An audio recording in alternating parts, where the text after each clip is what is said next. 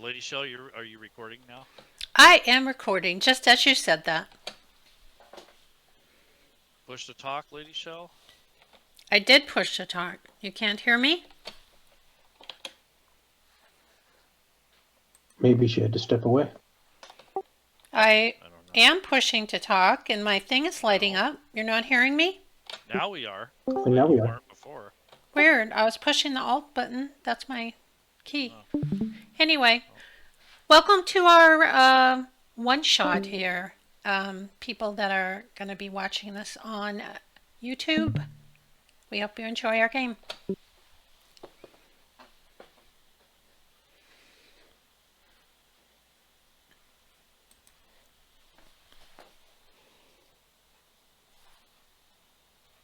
Okay, parts of this module, or this one shot, was created by Lady Shell and I. This cabin and some of the tools that I'm going to use to run this. So it has like a utility to it more than a module, or like an adventure. We have a sleigh and some other things, but we're going to actually start after a long journey from the town of East Haven, which is in the Ten Towns area in the Forgotten Realms. So some of this stuff is inspired by the Frost Maiden or Reign of the Frost Maiden, but it's not really part of that module. It's just kind of a side thing. If you scroll in close to the cabin, you can see the little light moves and the shadows inside the building are moving a little bit. So the porch, there's that little light there, and then there's the windows. I put an effect on it, and it kind of makes it look like it's moving a little bit.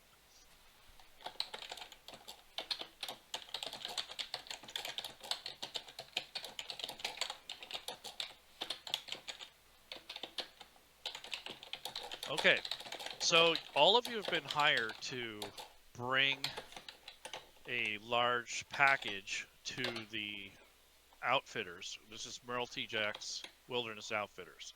When you were in East Haven, you were at a place called Merle's World. That's basically where he first set up this little emporium where he trades and sells things that are geared towards the outdoors. Sells a lot of outdoor winter gear, sleds, and then one of his specialties is sled dogs, so they have ways to travel around. The main claim to fame is that he's been pretty lucrative. He has his own outfitters, which is about 20 miles south east or northwest of East Haven. There's it doesn't really matter, but it's about 20 miles away to the east of East Haven. It takes quite a while to get back and forth. You have a two-way ticket that takes you from that location in East Haven, which is Merle's World, and it takes you to the place, of course. And once you're there, you can drop off the stuff, and you're probably going to end up staying the night there because it's a long journey back and it's darker. So that is basically where we're going to start. You're bringing in a load of salt and some other things. Nothing of horrible value, although salt is pretty important. It has to do with the refrigeration and also preserving food and such, and salt in the port. So they use salt a lot. So mostly you guys are going to be hauling salt back. There's going to be a sled that has the salt on it and just one rider, and that'll be someone designated from Merle's. And then each one of you, there'll be two per sled. So two of you and a driver will be on the other two sleds, and they're just basically taking you from East Haven to Merle's Outfitters, which is kind of like a Cabela's out in the woods, basically.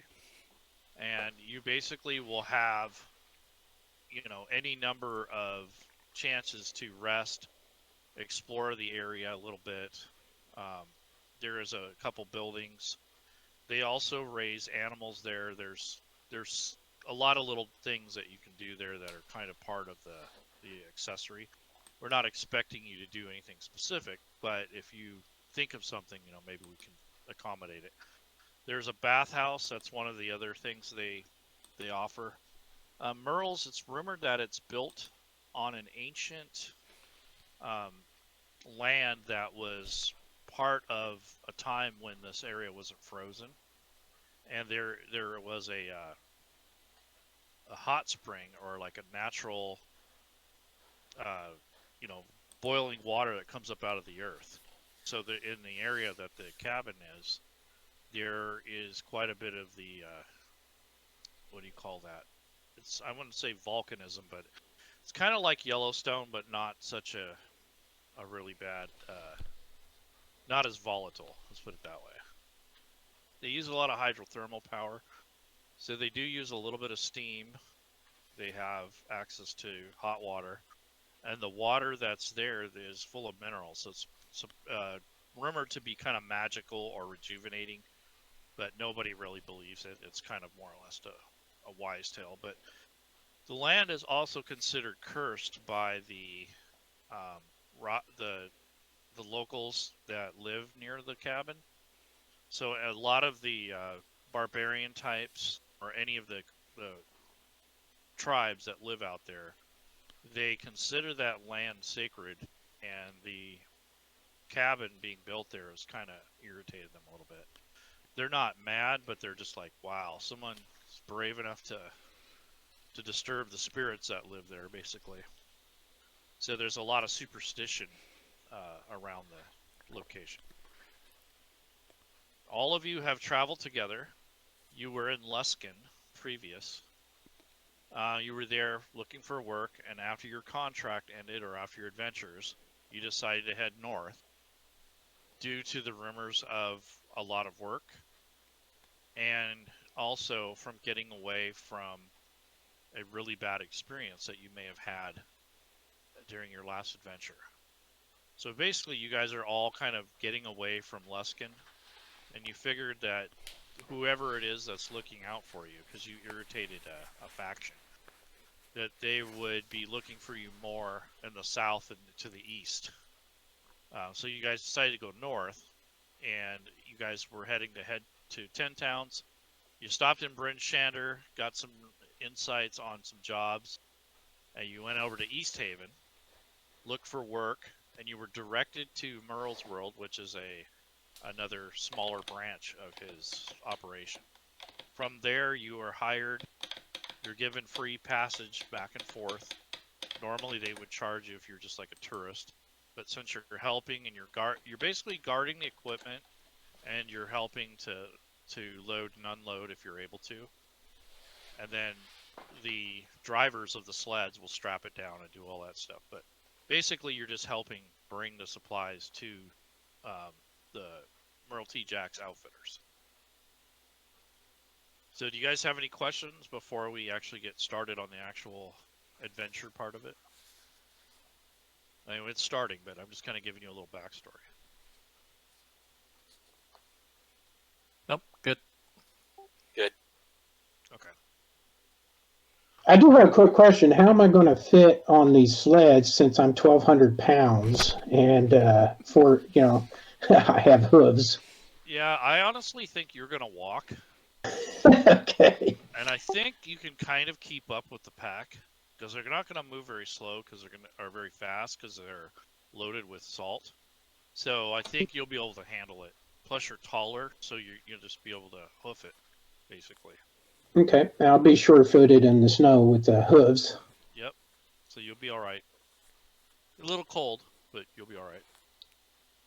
You probably have like a blanket of some sort on your backside, and then your human half you probably have cloak and or some kind of shirt and some things on.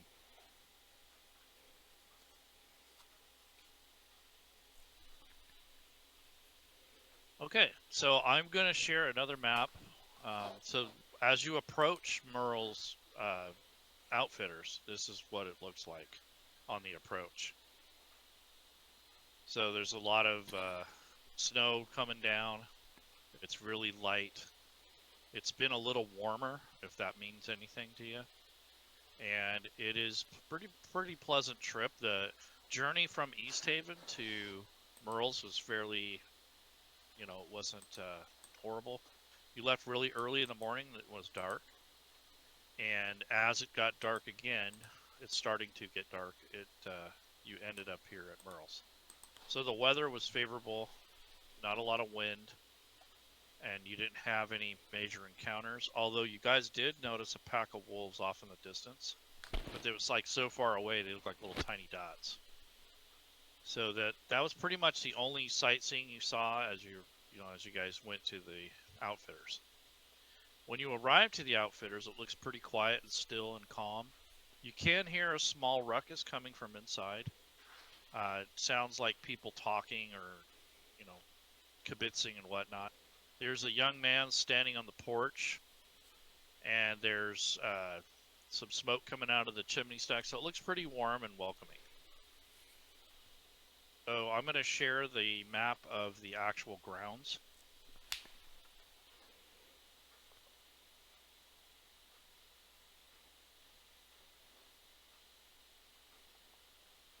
Okay, so when I share this map, you're going to want to size it where it will fit on your screen. This is something that people fight with all the time when they're playing Fantasy Grounds. So if you have something in a specific location, try to leave it there.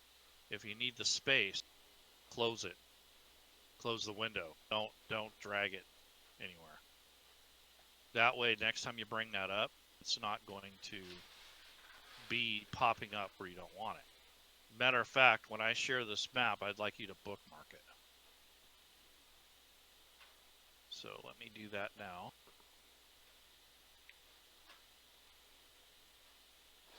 So this is basically the outside view of Merle's Outfitters place. It's a outpost. So you guys are basically standing on the southwest corner, so I will put you guys on the map. Once you have the map centered, I would like you to play around with, the width of what you want for the map. And I'm going to shut my stream down, so if you're looking at the stream, I'm going to shut it down. Okay, and how do we bookmark it? Just drag the link from the top left corner and drag it to one of your hotspots below. And you're only doing that in case you close it for others. Okay, got it. All right. I'm going to go ahead and close my screen. You guys are all set, right? Yep. Okay. So now we're going to basically get this going here. Shell, is that going to mess up your stream? Did I close that? I wasn't getting it from there. I'm getting it from my game screen. I'm fine. Okay. All right. Just checking. Okay, I'm going to put the characters in one spot. If you need to zoom in so you can see better, all you have to do is click somewhere on the map and then mouse wheel forward, and that will zoom in.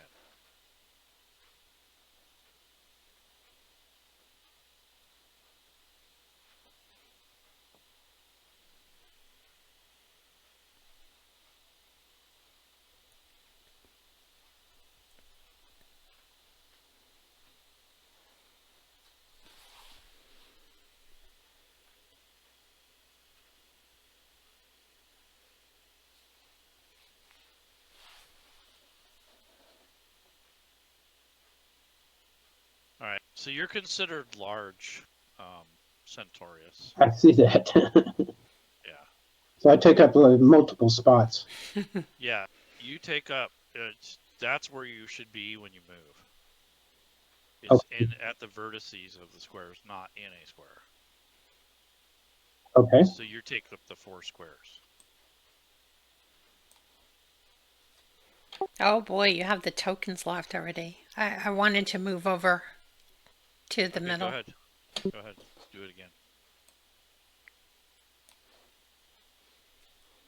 Okay. Right there. Thank you. So basically, this is Merle's claim to fame here. This is his famous or infamous Merle T. Jack's Wilderness Outpost. We welcome you here.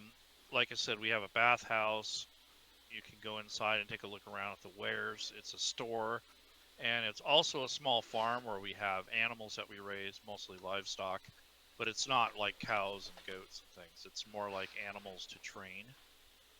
And then in the back is a campground, which you will not be required to stay there since you're helping with the actual load. But if you were just a visitor, or if you don't want to sleep inside, which AK also known as Centaurus, there's a covered area and then there's a thing in the back for a campground.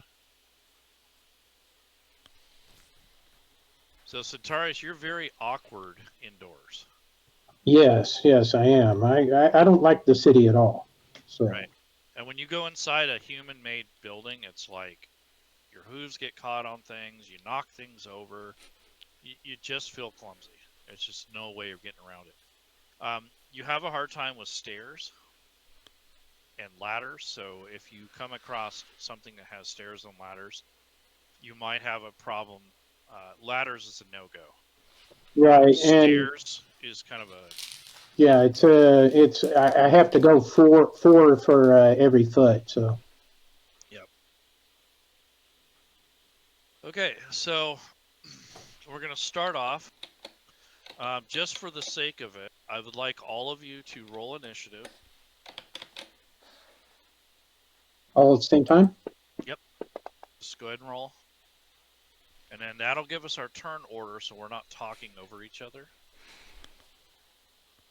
So if it's not your turn, try not to talk over someone unless they're talking to you. We're just doing that to make it a little bit smoother. Okay, where does it show? On the combat tracker on the left shows that Tristal is up first. Oh, okay, I see it. Yep. Okay, Tristal. So you've arrived. You guys have disembarked from the sleds. If you look over to the right, the sleds are over there. And you guys have basically just landed. Okay, there's nobody else outside besides ourselves. There's a guy on the porch. You can't see him because of the overhang, but and this is an outdoor view, so that's why it's so wide open. And it's not dark yet, so not fully. Okay, I'll go up to the guy on the porch and announce our arrival. All right. So now we're gonna have a little lesson in movement. So I'd like you to move your token the way you were gonna move it, and you have 30 feet or whatever. So drag your token.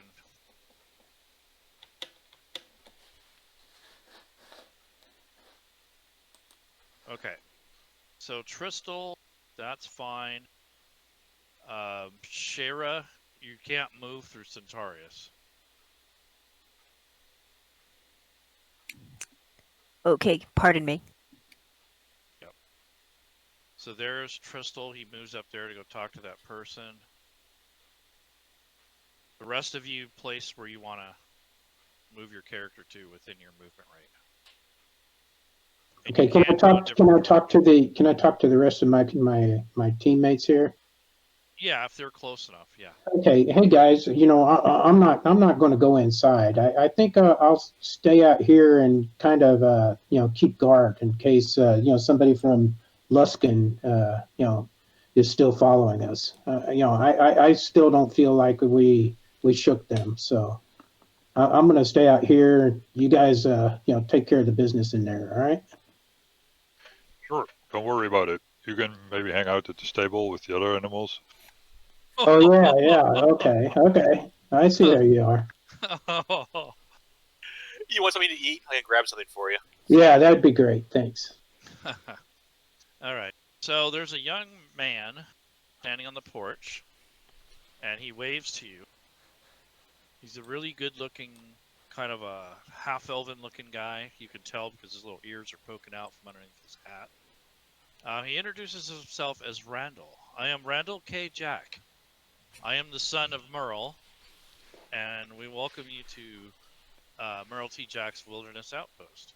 And he kind of nods to each one of you, and then he points to looks like a notice board it's basically like a placard, like wooden thing that shows you the different services that the place offers. So I'll share that with you. You don't have to keep this open, but you can bookmark it and take a look at what's on it. So this is the placard that is nailed underneath the porch there on the door. And there's buttons there for services. This is the services that they offer. Can you guys see that? If you click on the little green pin next to services, you should be able to pull up a list. And then that shows you some of the things they offer. So you can go hunting. There's the cost of the sled. There's all of the different services that they provide here. And then you have the actual store where you can buy gear. And you can also buy some general supplies. And some of the services include training animals and such. If you want a sled, there's that too, if you want your own sled. So the minimum is 3 sled dogs, or they will not sell you the sled. You have to have at least 3 dogs. If you have a sled and only 3 dogs, it's only for 1 person. And maybe a little gear. And that also depends on the person too. So they can only pull up to about 1,000 with a minimum crew. And then you have your lodging, which is, how much it would normally cost. They're not charging you because as part of your payment for the job, you're getting room and board. But if you want any of the services or the store items, you'll have to pay for those. But lodging is going to be free. You're going to be staying inside the cabin if you want, upstairs. Or, in the case of Centaurus, you can go in the animal place, or you can go in the back. There's a campground, and there's a covered area, so you're not in the elements. They've also strategically built a snow wall to block the wind. The wind usually comes from the northwest. Today it's coming from the southeast. That's where the warm snow is coming from. And they normally would charge people for everything, but you guys are getting discounts or free, depending on what it is. I think you need to activate the module, because if we wanted to purchase something, it's saying a module you're attempting to use is not loaded. Okay. It's loaded, but I don't know if you guys have loaded it on your end. There we go. Which module do we need to have loaded? The player's handbook? No. Actually, if you picked something from the menu, and you will get a pop-up box that says that it's not the module isn't loaded, and if you just click on the check mark, it will load it. So you don't have to search for it. Okay. So are we gonna as a group, do we already have our dog sleds, or do we have to purchase some for a trip? In this case, you probably won't need any unless you leave the area. It's Oh, okay. advised that you stick around. Okay. If you want to go out on one of those expeditions, like the hunting and the fishing, they'll let you know if the conditions are right. They'll charge you for that, but as far as food, your bath, and your lodging is free. Oh, the bath comes with our lodging? Okay, I guess I won't because buy one. Because you guys are working with them. Okay, great. Yeah, that sounds good. Zayla is really looking forward to checking out that hot springs bath. Yeah, I hope it's an outdoor hot spring bath, because I'm sore from running beside the sleds there. There's a natural hot spring, and then there's a bathhouse connected to it. All right, guys, I'm all volunteering to go over there, or suggesting that we hit a bath out there in the hot spring. Now they caution you about in between. So if you go inside the bathhouse or the natural hot spring, you have to cover up when you come out, or you can die in like 5 minutes. Well, it depends on your con, but basically, you don't want to be running around wet. I got you. So you need to be fully dressed or fully covered going in between the buildings if you're wet. Otherwise, you're going to suffer from some frostbite or some kind of shock. So the kid at the door, he's not really a kid, he's a young adult. He introduces himself as Randall, opens the door to the Merle's Emporium, or it's not the Emporium, but it's the Outfitter. So I'm going to share another map with you, which is connected to this. And it is the insides, or the inner part of Merle's. So let's get that.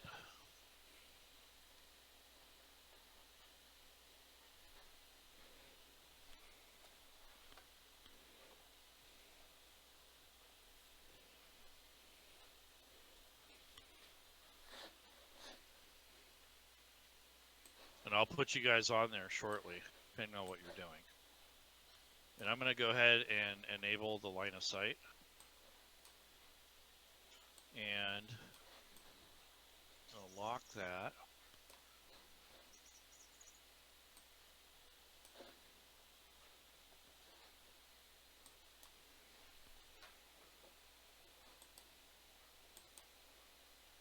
Alright, I'm going to put you guys on the map, assuming that you're going in, except for Centaurus. I'll just leave you right outside the doorway, where the green pin is.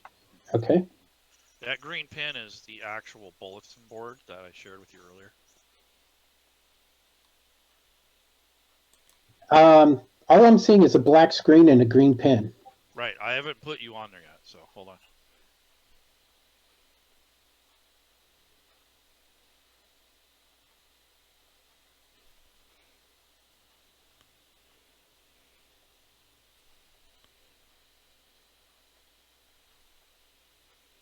Okay.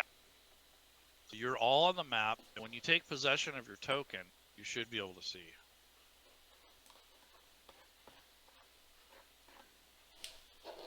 I'm still only seeing a black map with 2 green pins. Even if I go smaller or bigger, it's just black. I Yeah, don't I'm just seeing a black screen too with the one pin. Weird. Wonder why that is. You guys are on the battle map. Wait, now I see 2 pins. But Well, you should be seeing part of the map. Let me check the is settings. it Fog of War maybe? It kind of is, yeah. That's exactly what it is. But what I don't understand is it's enabled, but it's not functioning properly.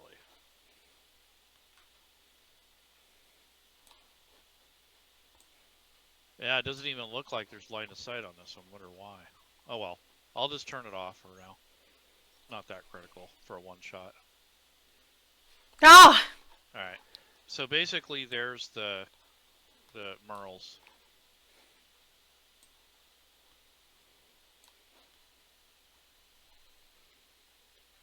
All right. So you may move in if you need to. When I So we can resize this and move it someplace, right? When I hover over the tokens at the bottom, they don't have, like, you know how it usually shows a tooltip? I can't see. Yeah, maybe it didn't drag them over properly. Or you don't have that turned on, maybe? No, I have that on. Well, I don't have the line of sight on, but Which is probably why the line of sight failed. If you drag him out from the combat tracker. yeah, I always do that. I don't know which one I am. That's what I'm saying. I can't even tell who I am. You're on the far right. I am?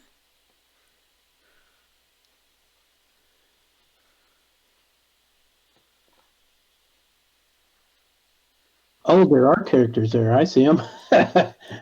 But I'm way over here. You said I was way over here on the right-hand side by the, By Zayla.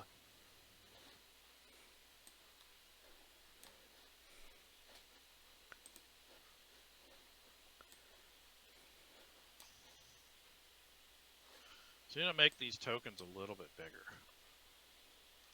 They are really tiny.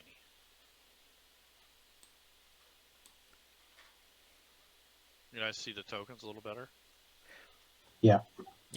I think a lot of it, some of it has to do with the background is blending in pretty fast. I still can't tell which one is me. You're the one on the far right. Oh, with the kind of yellow cloak and my rapier pointed out? Oh, there I am. Okay, I can move myself, but it's not giving me, oh, you must unlock the tokens in. I haven't locked them yet. They were locked before when I was doing my movement. Yeah, but that's on a different map. Oh, that's not true. That's true. universal to everything.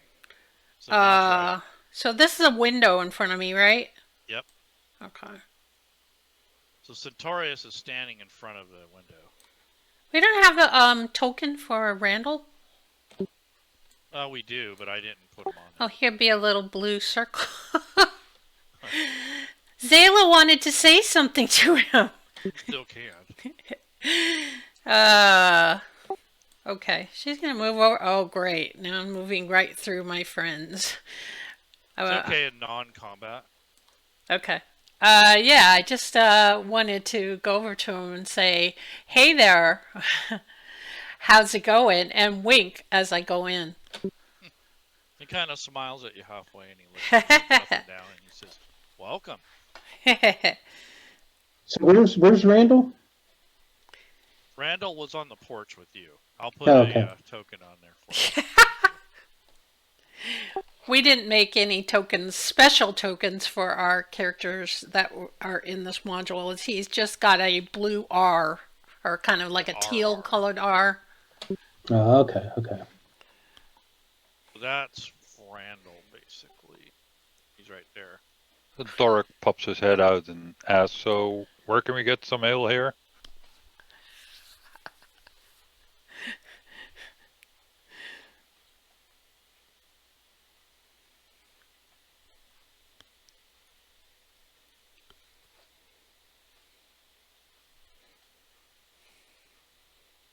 Don't ask me. I don't drink this stuff.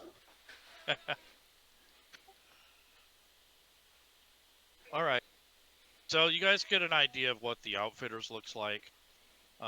There are some people attending that employees that sell the items. One in particular is one of Merle's best friends. And people call him Haglin or Uncle Haglin. He's an old crotchety dwarf.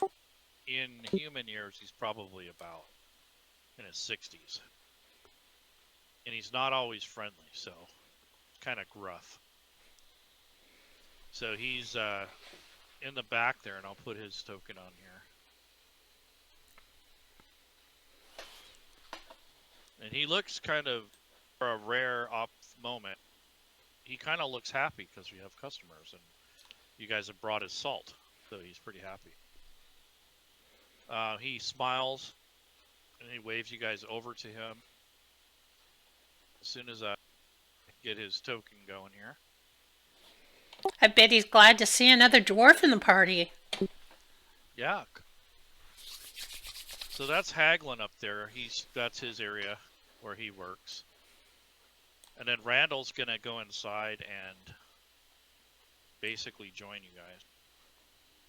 And he says to Centaurus, he says, "Yeah, if you get bored here, you can always go out back. There might be some campers out there you can talk to." Thank you, young sir. Kind of smiles. He says, "Yeah, this is my father's place. Maybe someday I'll inherit it, maybe not." Chuckles.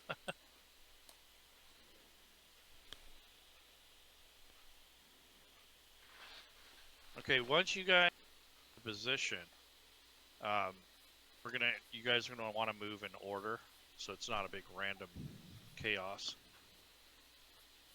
Okay, so Tristal, you have first say. I'll just let them know that, hey, we just arrived. Just getting the lay of the land here. Met Randall. Thanks for having us. Oh, you're welcome. He kind of looks around and he says, "Yeah, it's nice to see a fellow dwarf in here." And then he looks at the other ones as elves. He's your typical, biased dwarf. Pretty neutral towards humans. Elves, dwarves, yeah, he's cool with. So what clan are you from? He says to Doric.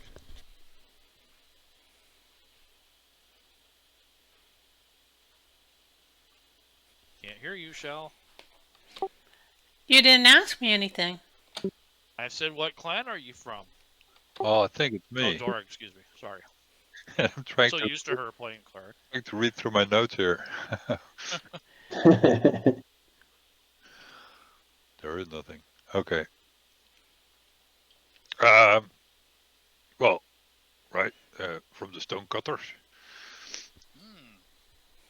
Ain't heard of them. Aren't they both Okay. related? They both have the same last name. Yeah, he doesn't know it yet. I've heard of us. We're famous for making beautiful stuff to nobody that can rival us. He says, "You look familiar." That's what I mostly get from when I talk to elves and humans, but from you?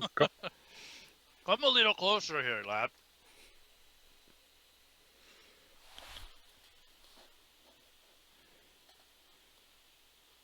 Okay, you see his face change from kind of the jolly, grumpy guy he is to that of serious concern. You almost see a tear forming in his right eye. Hey, dude, I know I'm not the prettiest, but this is a little overreaction. He puts his hand on your shoulder, firmly, but not like he's going to attack. And he says, "Oh, my lord. It's that you, Doric." It is? How do you know my name? Who? I'm your uncle, Uncle Haglin. Uncle Haglin? Oh my god. I haven't seen you since you were a young man. Yeah. He looks really haggard. He's basically retired. What are the odds? Well, I've been here camping for quite a time. I tried to convince these stupid humans to build this place of stone, and look what they've done. You look around, you notice that the foundation is stone, but the rest of the place is made out of wood. Well, at least he got part of it right. I couldn't help myself. I just said wood? Why did you use wood? Susceptible to fire. Only elves like wood. And he looks at all the elven people. Zayla Just raises walk an there. eyebrow.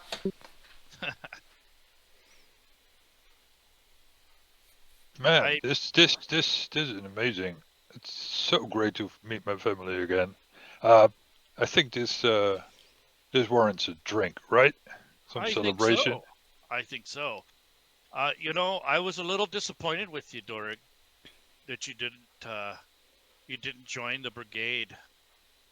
You went off with those slackers. Well, I've been around a bit. So exactly what slackers are you referring to in this case? The temple. He's talking about your church, your affiliation as being a priest instead of a warrior. Hey, He's disappointed it's that calling. you weren't a warrior. Hey, but I'm true to my calling, right? Aye. Your sister done right. How's her beard? It's great. Last time I heard, she was in Waterdeep. Waterdeep? What would you want to do there? I imagine she's on a quest. It's been a time since I've talked to her. Always was the adventurous one. Yes.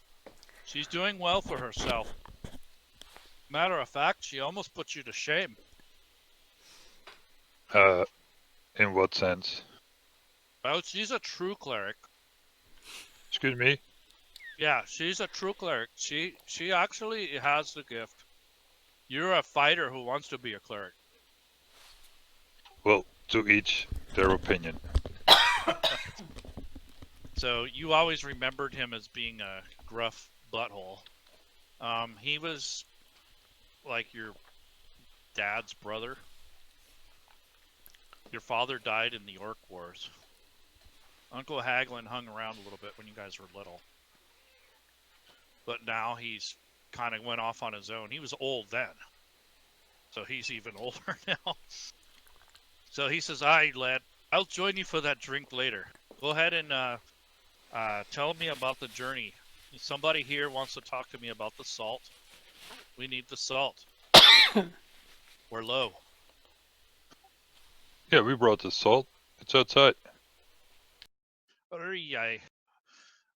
How about you, lass? He's talking to you, Zayla. And who might you be? I am Haglin. I am Zayla. I am from. Where am I from? I didn't look. Okay. And you, sir. He's pointing to, or he points his chin, not his finger, towards Tristal. I'm Tristal, just helping out the crew here after kind of wandering around for a while. Well, I can smell you from here. You need a bath. Perhaps you're smelling my pet owl. Oh, he grimaces and says, "Aye, nice owl." And then he looks over at the sorceress and he says, "Hey, and you, where are you from?"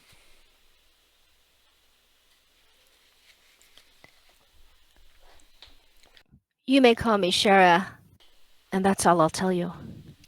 "Aye, mysterious one. Fine, so be it. But when you need my axe, don't come a-calling for it. Because I won't know who to call and you won't care either." She snorts.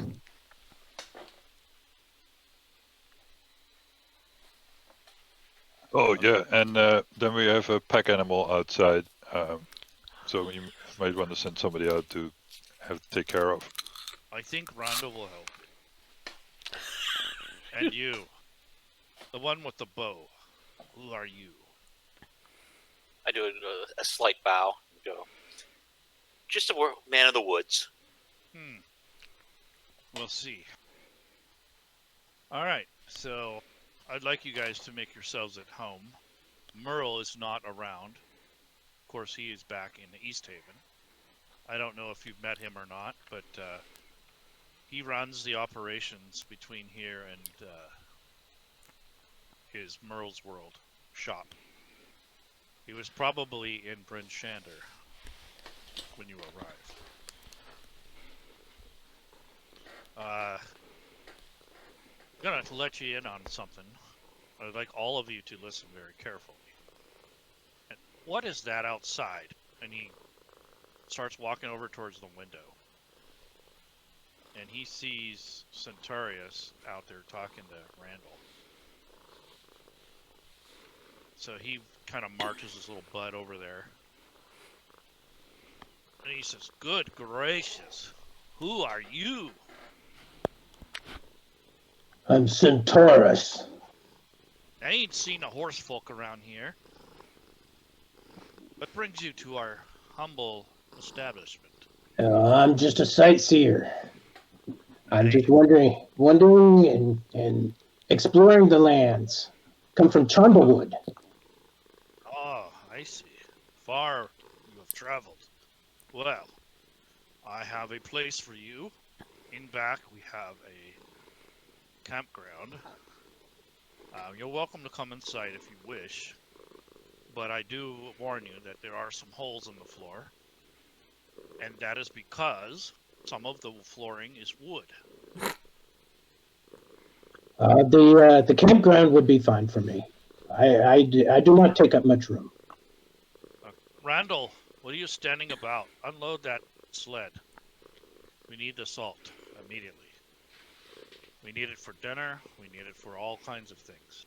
So get to. I'll help you, Randall. I'm strong. I'll help you. I'm staying out here. Let these guys mess around in there.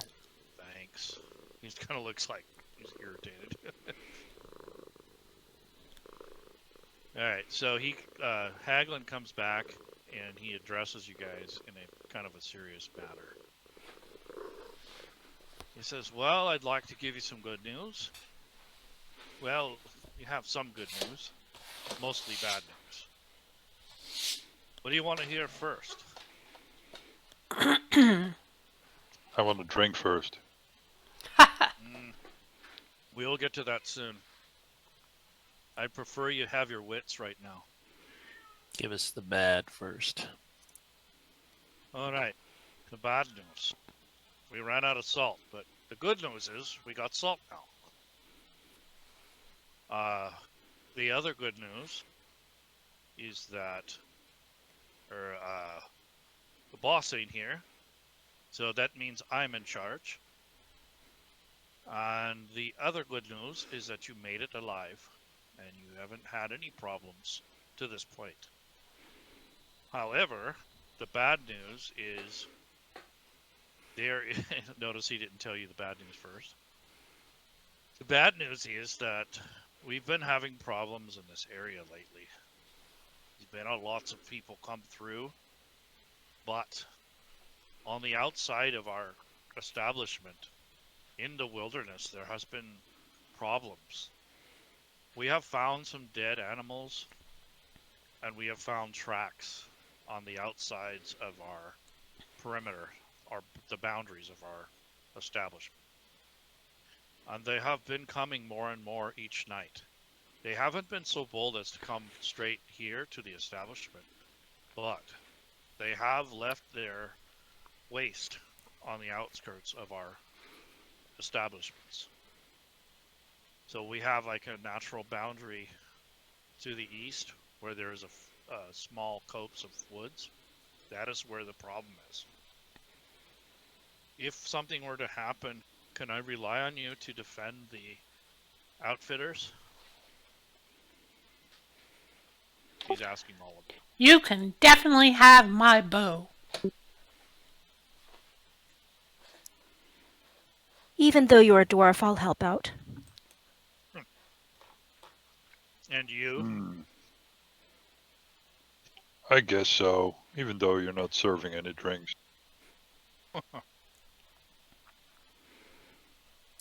Don't you worry.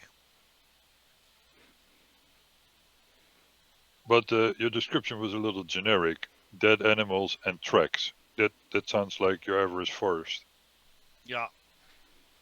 The only thing is the tracks were large. Larger than a man's. Like hoofprint? No, I'm talking like a beast. Something very heavy. Something that can rip an animal in half. Just one or a pack? So far, it looks like one. Solitary, maybe.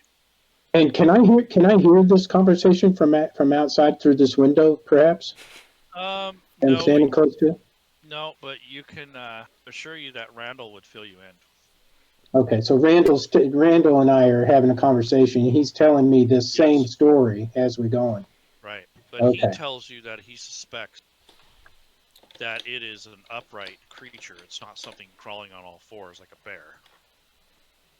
And the tracks that it left behind were really large and heavy. And it kind of freaked him out when he's the one that discovered the tracks, actually. So he knows more about it than Haglin does. You All won't right. catch Haglin dead with up to his chest in snow. He won't fight in those conditions.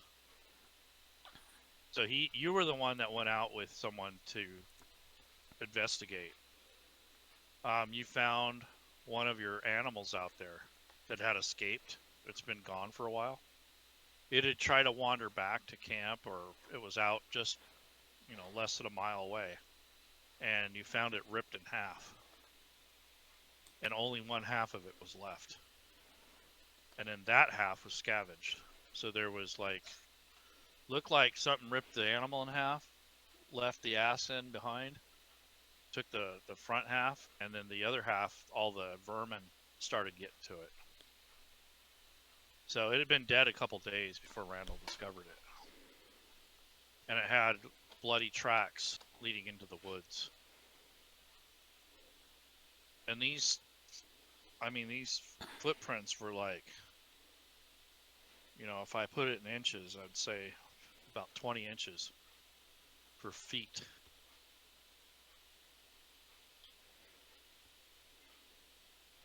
And Haglin calls him Bigfoot.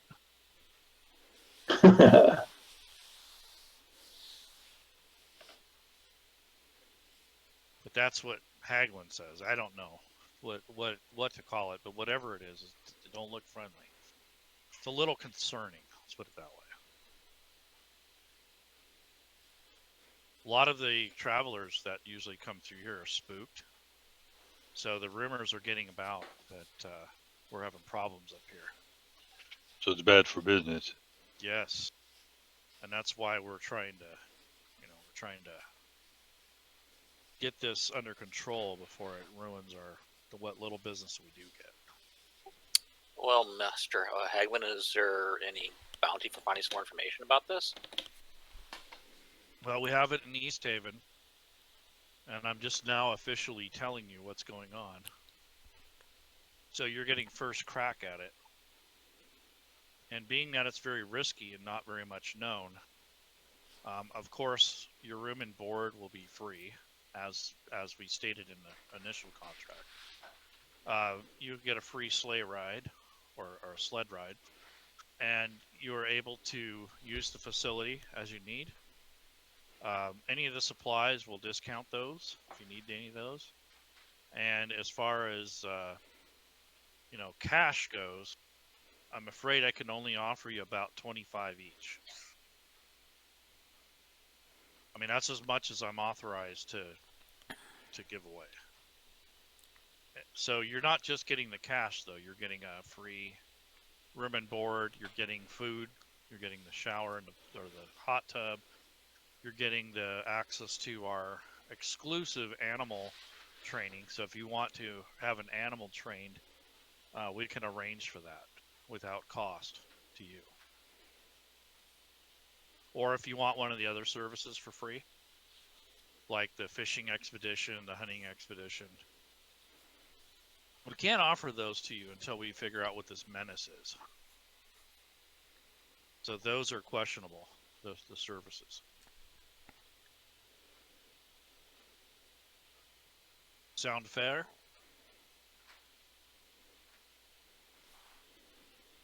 Sounds good to me. And I have faith that Laerun can hunt down whatever this is, because he's the best tracker around. That's true.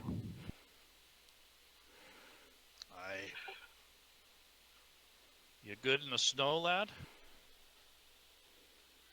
Good in the forest. And you, Mr. Owl Shoulder. You can handle it, old man? I can handle it. Very I'm good. one with nature.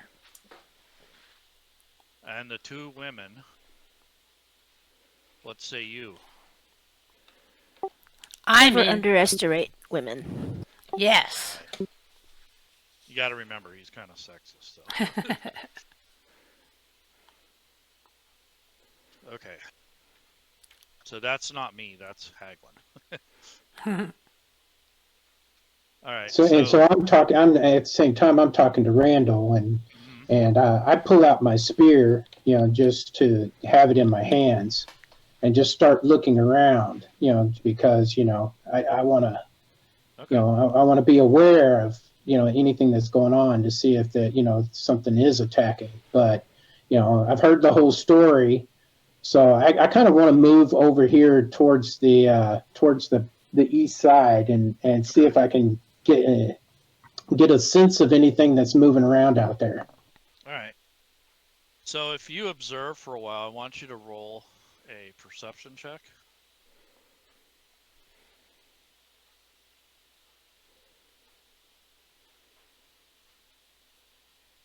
Hey, do I move first or? Go ahead and move, and then I want you to roll in the dice tower your perception. So you drag your roll into the dice tower. And that's perception? Yeah. If you don't have it shortcutted, it's on your skills tab.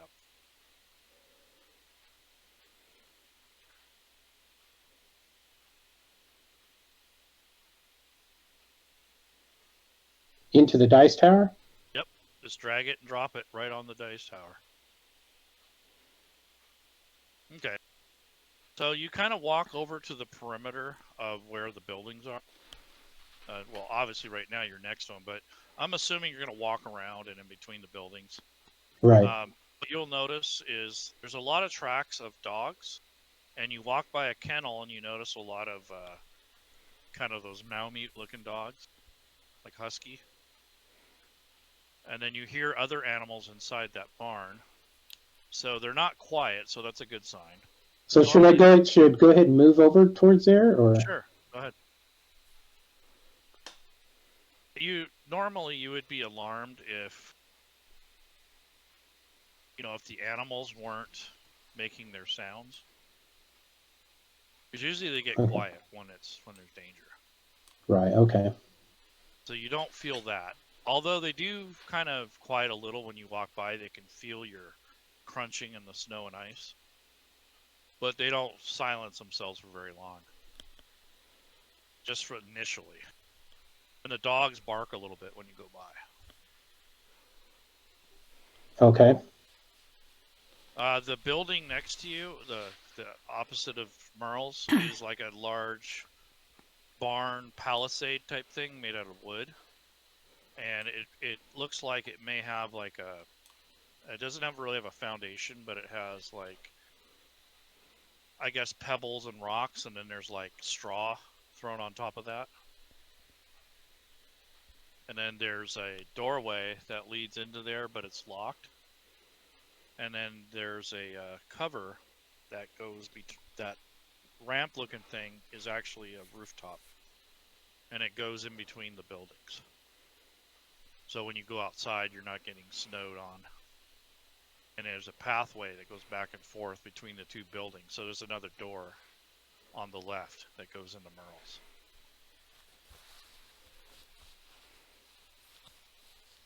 And the door is pretty wide, so it looks like they bring supplies in and out of here. And as a matter of fact, you see the salt sled up onto the north with Randall. He's gonna help, or you're gonna help him load the stuff into that side door. Okay.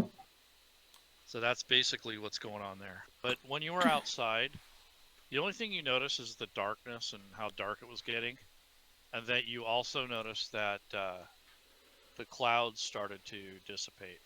So the snow is starting to die off. Now that it's getting colder, the snowflakes are getting smaller. And the wind is picking up a little bit. How far are we from the forest proper? Less than a mile. And it's over to the east of the establishment. You guys came from roughly from the west when you arrived.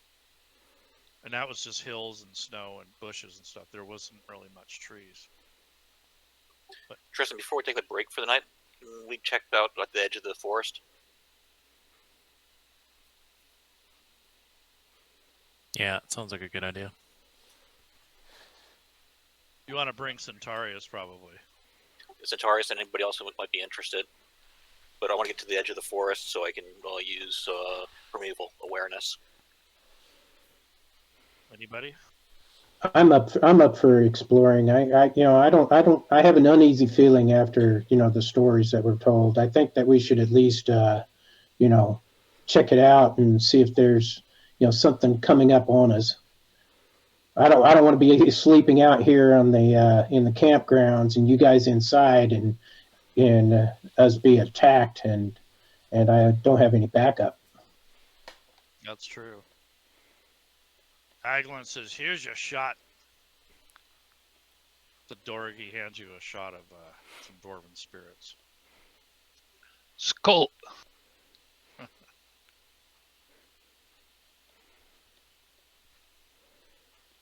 That warms me up. Yeah, it does. Head out and see who's joining me as we get to the edge of the forest. Is anybody staying behind? I think I will join them. I don't like to split the party if we don't have to. I think there's strength in numbers. True. Okay. We got really paranoid down south, didn't we? Yeah. Okay. That was a bad trip. We need to stick together. You know what happened the last time? Yep. He got drunk. Yeah. Hey, before that, Shara caused most of the trouble. What? You know what you did? Shara?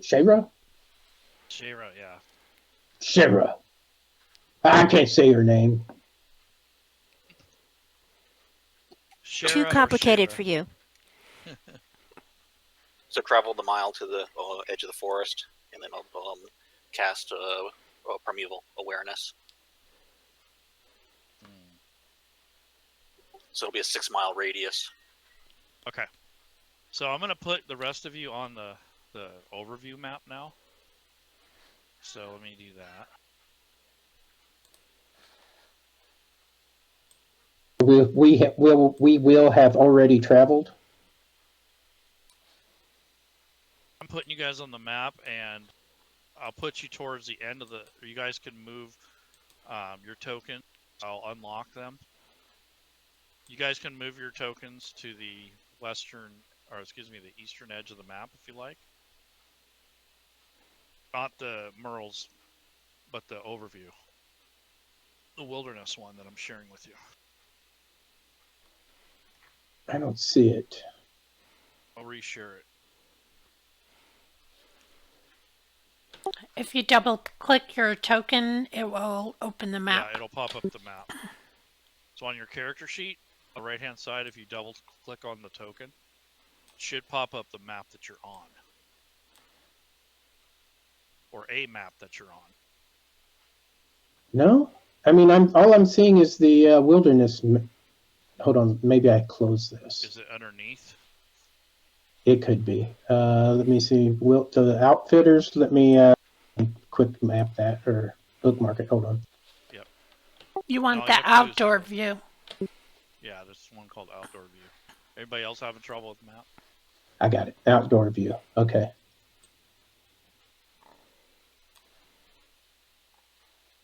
Okay. So I unlocked the map. So you guys can move to the edge of the map wherever you want, or close to the edge. I would leave about 5 feet from the edge.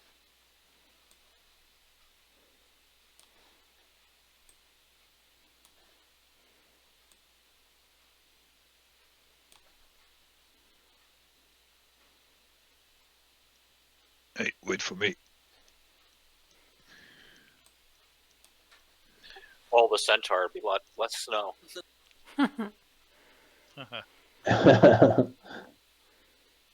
Randall says, "Be careful out there." Haglin's out there too. Okay, so I don't see everybody. So I see only my character now. So am I? You got to move to the right. How do I move the map to the right? On the bottom right corner, there's a gold compass. Just drag it to what direction you want to go. Like left click, hold, and drag it. Much better. Okay. I really wish they'd use other navigation tools. That just sucks. Well, if you click on the map and you're not possessing anything, sometimes it'll let you move the map. But yeah, I agree. So there you go, Centaurus. You can also use the middle mouse button, click your scroll wheel, and then you can. You can drag it that way. So if you click on the map, not your token, and you Oh, that's a lot better. hold the middle mouse wheel. Oh, that works. And that's why we do these classes or these one-shots, so you kind of get used to those sort of tools. I'm so used to the golden compass. I mean, it sucks because it's very sensitive.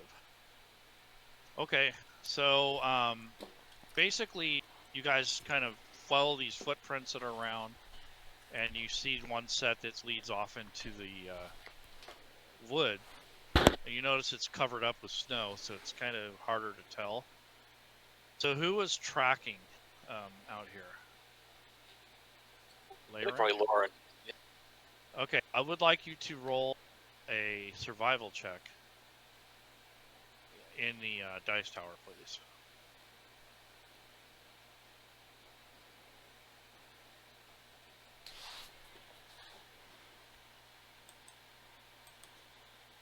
So we don't see the dice.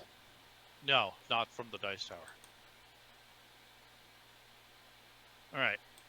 So you take a very professional look around. You kneel down or you know, pick up some of the snow and feel it in your hands.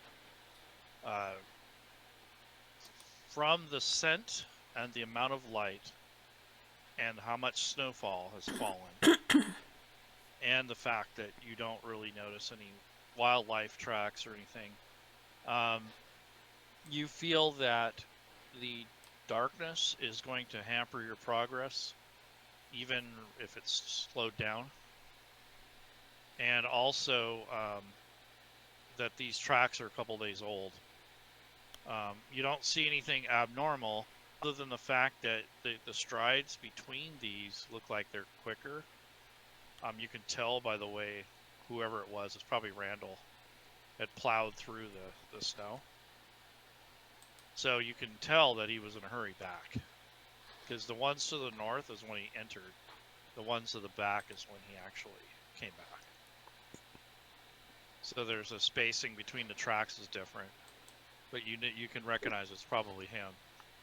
The other thing is that the snow is starting to freeze. So it's going to form like a kind of a loose, crunchy crust on top of the ice. So it's going to get pretty slick and, well, not slick, but it's going to get kind of dangerous. And all your guys' movements will be lessened by 5 feet. So when you go to move, it's because of the snow and the depth of it. And the fact that you have to navigate and put your foot down on something solid before you swing or do anything athletic. It's going to hamper your movement a little bit. Do I think we'll make the forest edge before dark? You're basically, since I don't have a forest edge, you're on the forest edge, basically. Yeah, that's as far as I need to go. Yep. So I'll do the primeval awareness. Okay. So it does take a spell slot, correct? That's correct. Okay. So you can just announce it and then check off one of your spell slots, and then I will, give you whatever you need, information-wise. Okay. So just checked off the spell slot. And then click on the primeval awareness on yourself. Or I did it for you, sorry. Got it. So it's on you. And basically it takes a little bit. So you kind of look around and you close your eyes and you just start to envision the forest and the surrounding land. You get this kind of like this humming, buzzing feeling inside of you. And as the magic begins to take hold of you, you can feel this like light vibration, and then it kind of subsides. But as soon as it subsides, you get this overwhelming feeling of fear, hunger, and anger. And it just kind of almost makes you sick to your stomach. It's almost like when you're really nervous and you almost want to throw up, like one of those type of things. Any particular direction? or feel that it's coming from? It is coming from the northeast.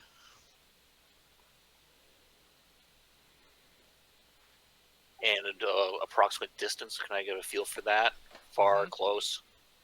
Fairly close, within your 6-mile radius, or 6 miles away. So probably about 5 miles from here. Do I feel anything else besides that one area? Nope, not really. Okay, I'll tell the group. There's something kind of nasty that direction. Hungry, anger, fear. And I point. Yeah, it's kind of unnerving. You can sense it. Can you tell what kind of creature it is? Is it a creature? Is it human? Is it demon? Definitely not human. You know, my senses tend to be celestial, fae, fiends, undead, things like along that line, elementals, right? So something in, you know, the major supernatural category. Correct. Well, guys, that was interesting. Let's get a bath. That sounds better. Let's get a bath, everybody. All of a sudden he says, bath time. Okay, Like, so we're this outta here. Hey, I want to do this before my long rest. this thing is afraid of us, and it's keeping its distance from your sense of what you felt. I wouldn't go that far, right? It's got a sense of fear, hunger, and anger, right? So the fear can be associated with anything. All right, fair enough. Okay. So as you guys are talking, your primeval awareness is starting to increase little by little. It's getting closer, guys. I really want to have a bath before we having to engage anything.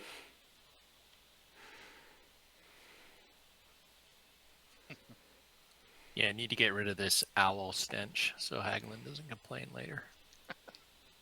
What's funny is he smells like liquor and sweat, so I don't know what he's talking about. But he's kind of a butthead. Let's back out of here, guys. All right. So as Hitch you a guys, ride? huh? Can I hitch a ride? Oh, well, you're pushing it.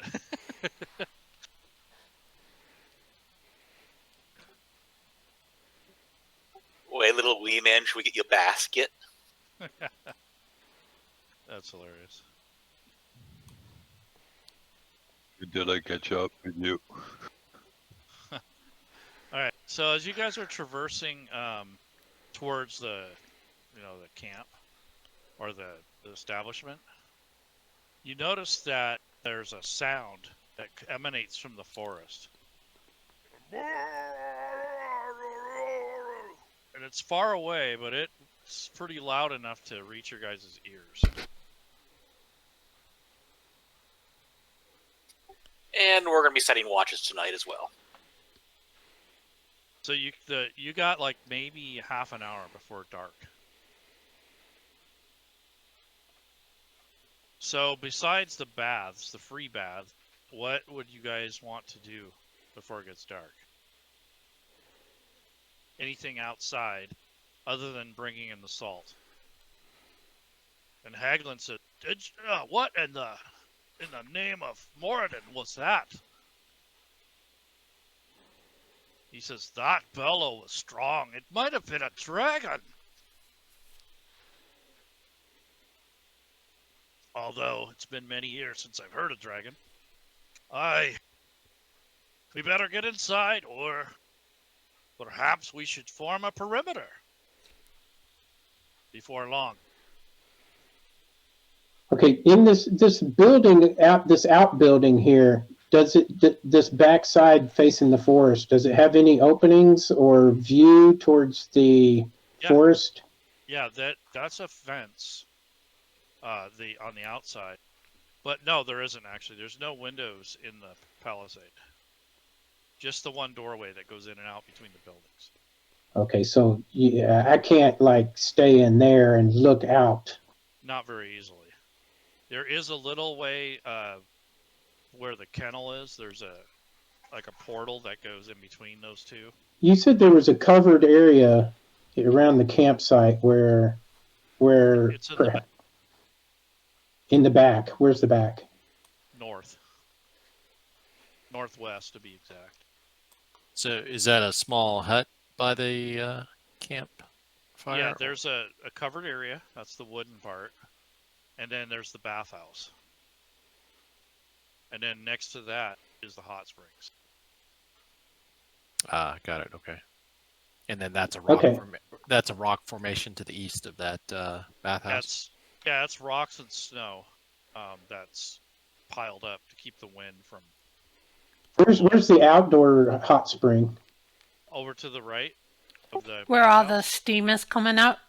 Okay, so from the water. I vote that we go over here and take a hot steam over here, carry our blanket rolls so that we can come over here after we get out of the steam, or out of the hot tub or the hot spring, and do that before it gets dark. We finish unloading salt first, because that's what we were hired for. Yeah, Haglin and what's his name got the rest of it. Randall. What's his name? Yeah, we had already started it while you guys were in there flapping your gums. Yep. Matter of fact, this sounds like a fight. I'm going inside to fortify. So even Haglin is kind of wary about this. So he's leaving to go inside the building. And Okay. so he's basically saying, "Yeah, sounds like a fight." So he's out of there. He don't fight anymore. Oh, he'll defend, but he won't go out. He's getting too old for that. Okay. Well, I talked to the rest of the group. Hey guys, what I plan to do. I mean, after we do our spring, our cleaning up there, I'm going to sleep out here in that covered area, and I'll take the first watch. So I can see from the edge. I'll just sleep right there underneath that covered wood covered awning, and you guys can get some sleep early. And I'll go like half the night, and you guys, somebody relieve me.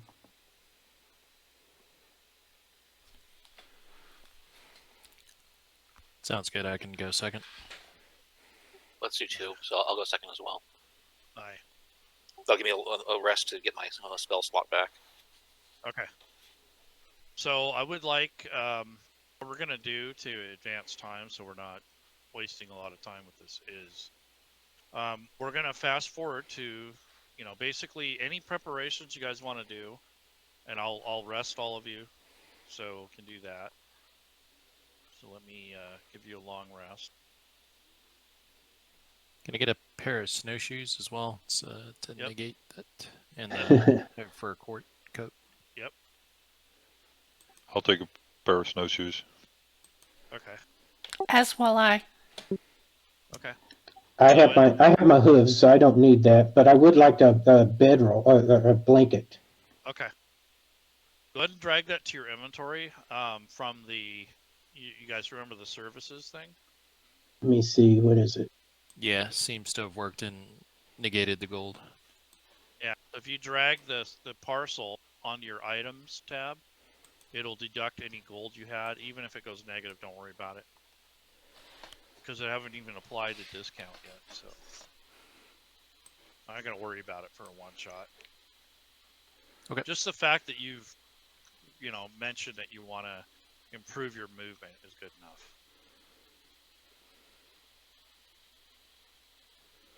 Blanket? I want to move it to just drag the blanket because I didn't have a blanket here. So Just grab the whole parcel on the top left of the parcel. You drag that and drop it on your inventory sheet. We'll put it in your inventory, and then it will also delete the gold from you. Yep.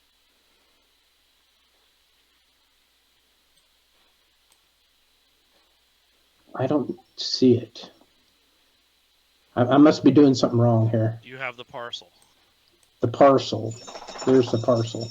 Okay, did you look at the list of goods that are for sale? Yeah, I see blanket, winter, tins, SP. Okay, can you open one of those up? You can just go drag from the little icon there into your inventory tab and it works. Yeah. Just drag the icon of what you want to buy onto your inventory sheet. There you go. Is it on there? I don't see it. Know. I don't see it.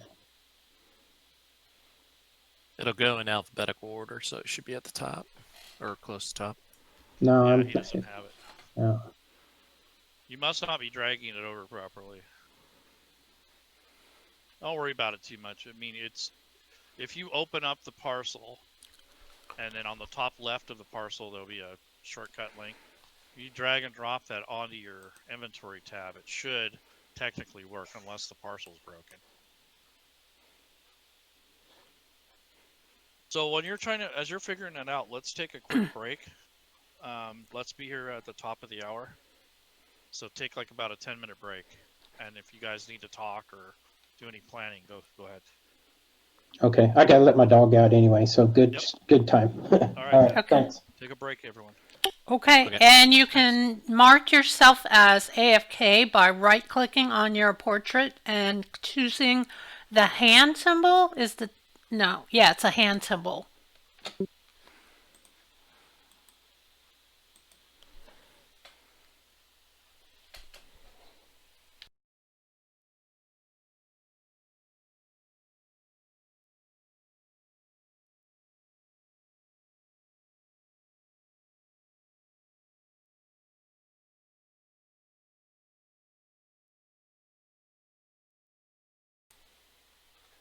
Okay, I figured it out.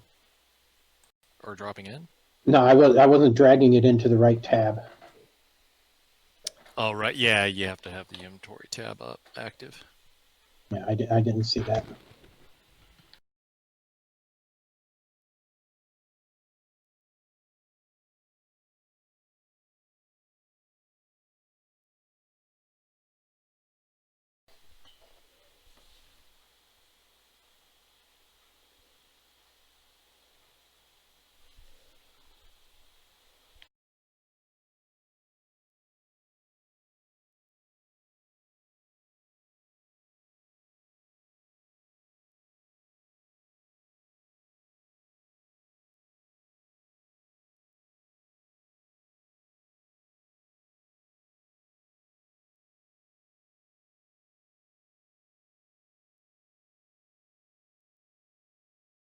Should a longbow be because I was looking at my weapons, should the longbow be a one in the hand or should that be two-handed? Seems like that would be a two-handed. Yeah, two. Should be two. Okay, that's what I thought. Okay.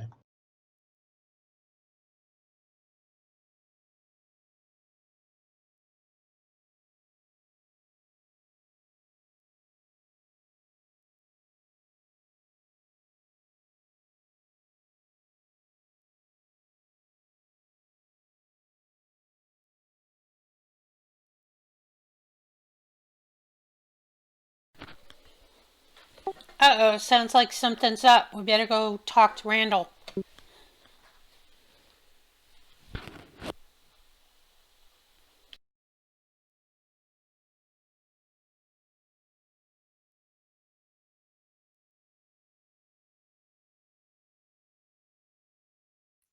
Randall on the map? No, he's actually inside.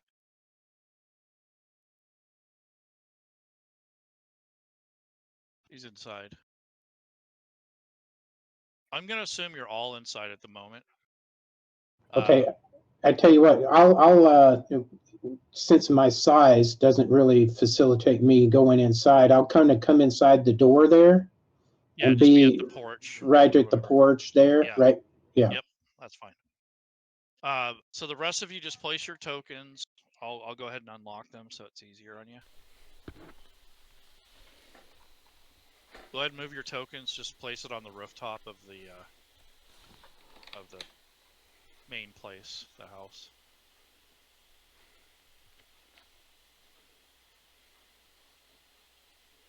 So did you guys see the stuff in the chat? Yep. Yep. Okay, so you. No, I did not.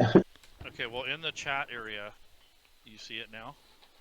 I do see it now. I haven't had a chance to read it yet. So you guys were either eating dinner or getting ready for bed or waking up or whatever the issue was. You were brought to attention by Randall. You guys noticed one of the animal handlers came in from the barn and started raising hell and talking to Randall, whispering. And they looked really nervous. So they were like, oh. And then Randall starts looking around and he calls for you guys, and you guys have all joined his summons. And he addresses all of you. This, my friends, we're under attack. I will be in the animal shelter and Haglin will be in here, directly into defenses.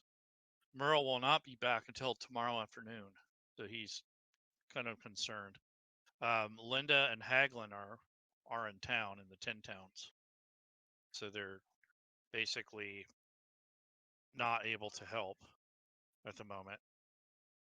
So the strategy is that Randall will keep the animals calm and protected. Haglin will direct any defenses from the main place. The bathhouse is locked. Any guests or anything, they're either in the bathhouse or they're inside the building. So nobody's outside right now, except for the doors open, the middle door that Centaurus came through. The handler is inside the building, and Randall goes over that way, and he says, "Be careful, good luck." And the handler said that this noise is coming from the east. He said he heard a bunch of growling and howling. He thought it was a wolf, but he said it was much louder than that. So the way he describes it gives you the impression that it's similar to what you'd heard the other night or earlier in the day. So what time is it? Again, it's like almost dark. You have like maybe an hour of light left at the most. So the lighting is kind of dim.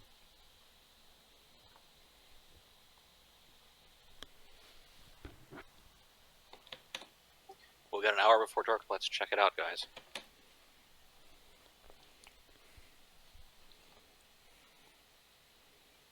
Yeah, let's go take care of these trouble. Okay. I'm blocking the door though, so I'm going to have to go out through this door here and get out of your way. So, Yeah. Centaurus, can you roll a perception check in the dice tower? okay. You noticed something kind of weird when you were outside. Next to you heard it from inside the barn when the animal handler guy came out. I'm sorry, I rolled it in the. Let me roll it. Yeah, roll it in the dice tower. All right. So you thought you heard some kind of strange growling coming from inside the animal shelter, but you weren't sure if it didn't sound anything like what. I mean, at least the loud part didn't sound anything like the noise you heard earlier. But you did hear several different animals, the sounds of them coming from inside the barn. You can hear them more when you're inside, of course. And when the animal handler came out and rushed into the outfitters, that's what got your attention. So when he came out, you heard this weird growling, howling sound coming from within the barn. But it wasn't loud like the one you heard earlier. Okay, and where's the barn? It's just next to the building. It's where that plus. Where we loaded the salt? Yeah. Okay, okay. That's the barn next to it with the fence around it. Okay, I drew my spear. I hear the sound. I was saying, hey, I hear some noises out here, so I think something's going on. Okay. Come forward. And I start moving towards the doorway. I'm kind of right underneath that I want to move to or underneath that overhang there. Okay.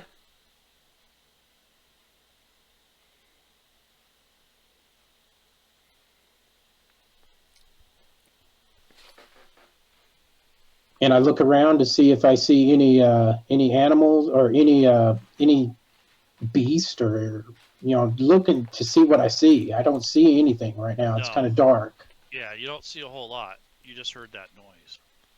You heard something in the barn, and then probably less than a minute later, you hear that growl outside really loud.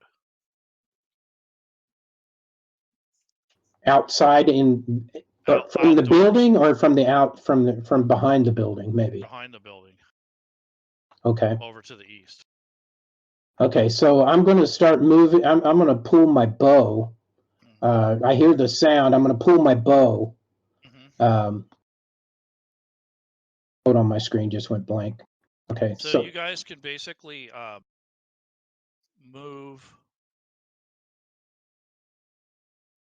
anywhere you like within that white area.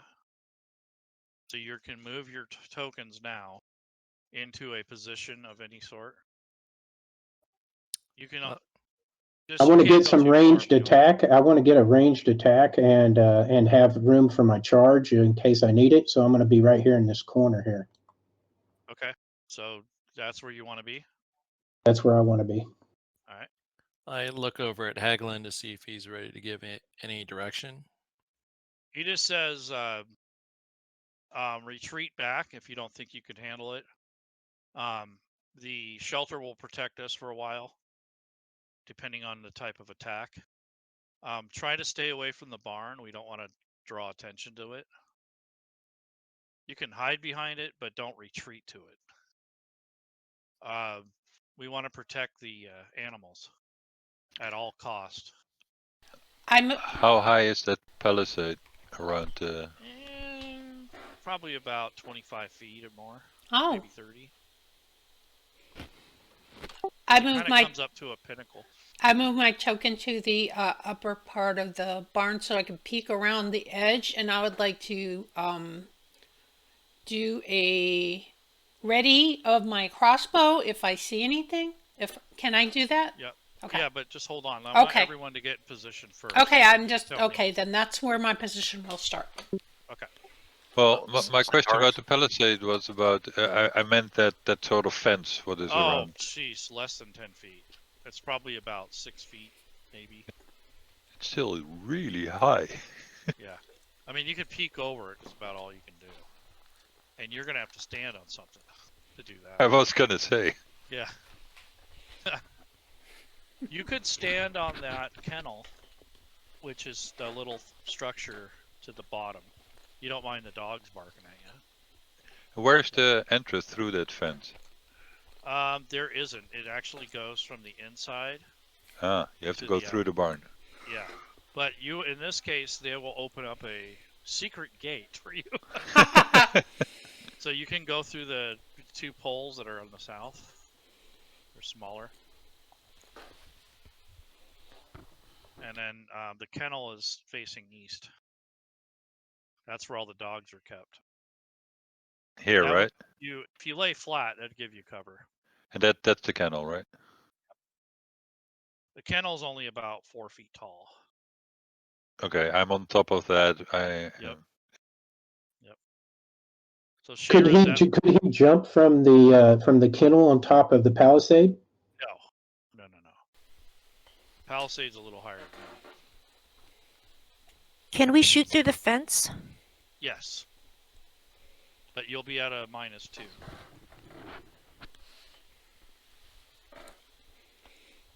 So you'll have partial cover or obstruction.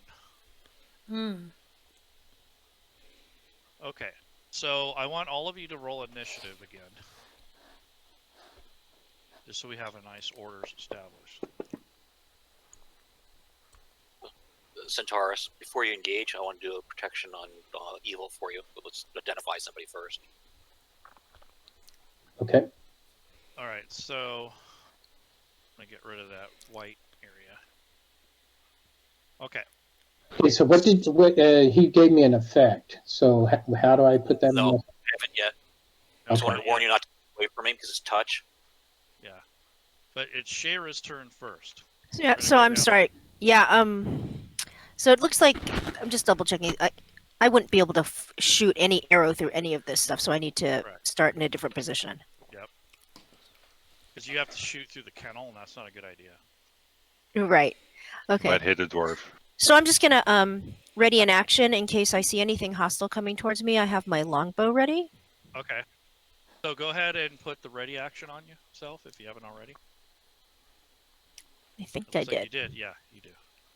So what is you're saying you're going to shoot your crossbow if anything comes in range, right? Yes. Okay, hostile. Got it. Yes. Yes. Hostile, or maybe a dwarf. Oh wait, no. No. Yeah, just hostile. Hey. Well, not you. Not you. It's your uncle. He's kind of rude. And he's creepy. Agreed. Okay, so Tristel. when I was preparing, I meant that I was going to have the bow ready. So Yeah, should I that's when it do comes to your something? turn, Oh, we okay. can worry Okay. about it. Okay, Okay. Tristel, what's your thing like?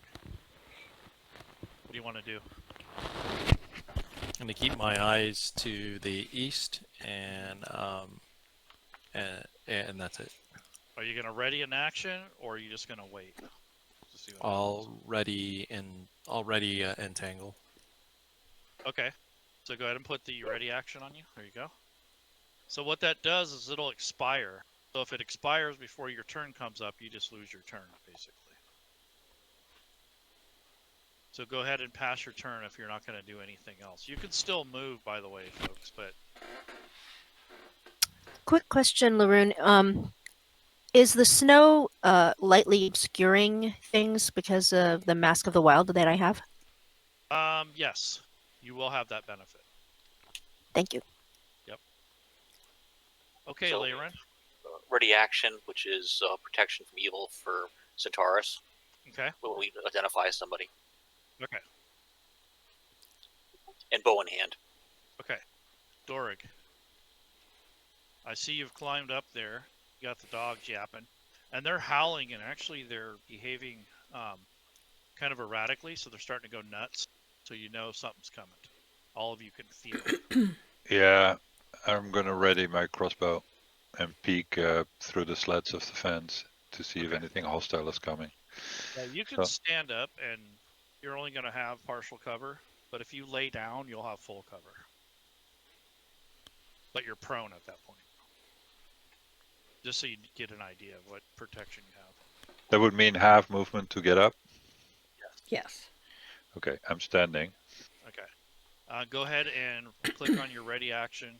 So you're just going to ready your... Oh, you already have it. Okay, you're going to ready your bow if something comes into range. Okay, Zayla. Okay, the fence that is around the corral here, is it have slats that go to the side, or is it only an up and down? It's slats. Okay, I would like to climb up. I'm going to move one square up, and I'm going to climb up on the first slat from the ground, which would probably put me, a couple feet off the ground? At the most, yeah. So can I now see over the fence and would not have a -2? Okay. No, you wouldn't if you're doing that. Uh-huh. But you've used 10 feet of movement total. That's fine. I'm not Yeah. planning on moving any more, but I Even would, though you didn't move 10 feet, it's roughly Yeah, about that's fine. 6 or 7. So. because I'm climbing too. Yeah. Okay, so The only other thing is you have it, loaded, but you're gonna have to make a check after your first shot. If you stand, to if you reload? remain there, Mhm. you have to keep your balance. So you're gonna have to roll dex like a check? or acrobatics, whatever's good for you. Okay. That way, and you only be limited to one action because you're trying to maintain your balance and hold on to the fence or lean Right. into it. Luckily, I'm dexterous. I will ready my crossbow and be searching for anything that is not us. Okay. Go ahead and pass your turn if you're done. Okay, Centaurus. let's talk here. Okay. So you're readying your spear. So all you have to do is on your character sheet near the bottom, click on the ready action, the button that's next to it. You have a Okay. group of standard actions. So that puts it in your I'm sorry, combat tracker. I'm not seeing where this is. If you scroll down on your actions tab, down towards the bottom, you should have some standard actions down there. Okay. See them. One of them is ready. So there's a button next to it. You click that, and on the combat tracker, you'll see effects ready. Just so you know. Okay. And your statement is, what are you going to do? I'm going to be Pull out ready. your spear. Well, I was going to ready my bow because that's your my bow. my ranged. Okay. Well, I guess I could do the spear too, but I would lose the spear once I threw it. So Yeah. I'd rather go with the bow Gotcha. first, and be ready with the spear if it comes to hand. So a few things to note: have the charge, which you know about, Right. and you can only do that so often, so once per turn. Right. It is a bonus action, so if you're attacking with a melee weapon, not with a missile weapon, and you hit with a melee weapon, you can immediately follow the attack with a bonus action, making one attack against the target with your hooves. What's nice about it is you have two sets of hooves. Two hooves, I should say. Two hooves, okay. So you can attack one with each, and if it hits, basically, which it normally, if you hit with your weapon, it's going to probably do what you want it to do. Okay. But we still don't know what we're facing yet, right? Correct. So I'm sorry, just to ask questions. If we attack with, say, a ranged attack, does that preclude me from going to a spear and charging in with my my charge? You can switch. It's a free action. You can switch. So if there's some reason you can't use your bow attack and you just want to charge in, you could do that. You just can't do both. Okay. All right. So okay, now I'm just, I'm ready with the bow in case I see something, and I am looking to the east to see if I can spot anything. Right. Okay. I think I'm the closest, so I'm probably the one that's going to see anything. I at least I think. Yeah. When you're done with your turn, you would just hit that shortcut you made or the down arrow. Okay. So let me.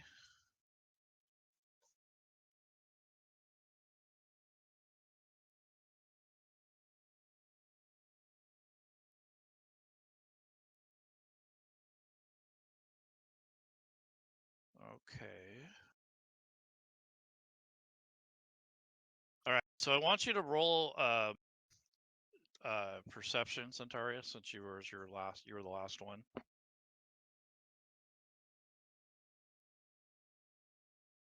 The dice tower? Yep.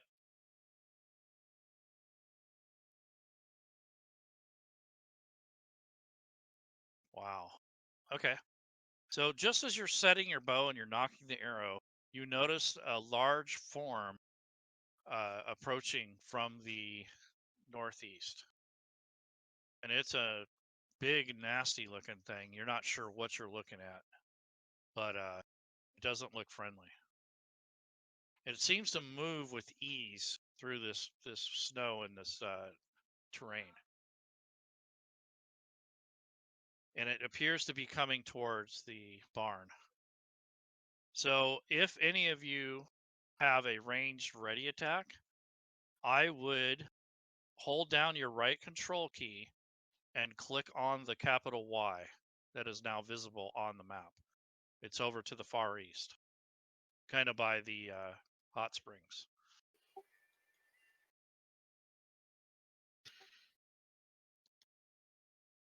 So if any of you have ranged attacks ready, hold down your right control key and click on the target. And then if Okay. you mouse over, you can see what range you have. It's kind of hard to see. You have to zoom in on the map. But it will give you a rough idea. If you mouse over yourself, you can see your range. And if you need to know the range of your weapon, it should be in the description of the weapon on the right-hand side of where your weapons are on the Actions tab. So if you have the bow, if you click on the thing, it'll on the shortcut link all the way to the right, it'll tell you what your long and short or medium and long range is. And if you are between medium and long, you're at disadvantage? It will handle it, but I think so, yeah. Okay, so it says properties, ammunition range, 150 to 600. Yeah. So 150 is like your optimal range. 600 is your maximum range. Okay. So if you are able, I'm going to go back through the rounds, but anybody that has a missile weapon can take a shot if it's in range. So Shayra, is the target in range for what you want to do? Yes. Okay. So are you gonna move and peek around the corner and take a shot at it? Yes. Okay, so go ahead and move your 5 feet. Okay, so you have a clean shot. Now, since it's target, all you have to do is double click on the attack roll.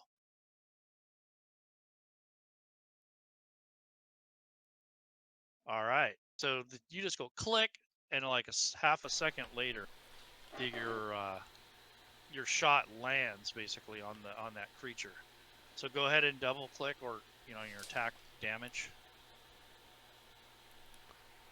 and then all of a sudden you're this, and at the same time you guys can hear a growl coming from the barn. Not as loud, but like a strange wait cry. a minute. So that is that. So Tristal, what about you? I'll go ahead and cast Entangle. Okay. Now, is it close enough to you? Yeah, it's at 85 feet, and the range of the spell is 90. Okay. So right-click on the map and draw out your cube. So right-click on the map, click pointers, then go to the square, and then just draw it anywhere on the open area, and then you can move it to where it's in range.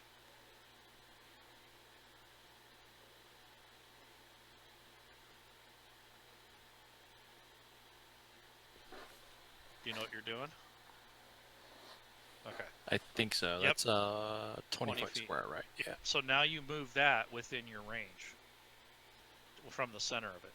So you just drag it from the center of that square and place it where you want it. Within range, of course.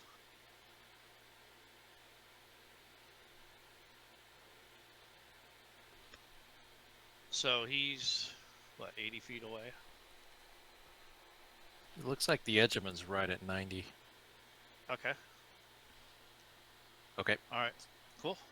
Okay. Anything else? No. Okay. Just wanted to make sure you didn't want to say anything or anything. Okay. So as you guys are preparing and getting ready to attack, you notice a large patch of vines or grasses or something comes up out of the snow, and it starts to look like it's roiling in a way, like it's moving in unison, and it's starting to grapple the creature that's coming from the east. So that's interesting. Laerun. Or excuse me, I skipped somebody. Dorig. Twang.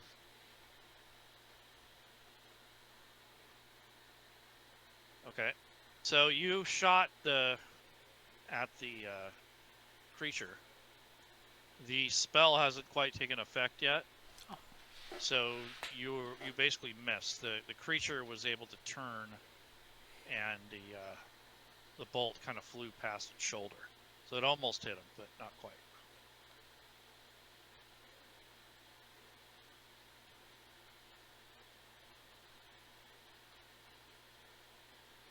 So anything else that you want to say, or do you want to move a little? You can move if you want. Can I say something? Yeah. Did you hear that from the barn? It almost looks like it responded to the Yeti, to that monster. How do you know that it's a Yeti? What? No, have I you mean, had a Yeti before? no. I don't know where that came from. I meant from that monster out there. Every time it growls, we hear something responding from the stable or the barn. That's interesting. I wonder what's in the barn. Does it sound like a baby version of that? Can you make a nature check, please? Who? Her. Shayra. Shayra.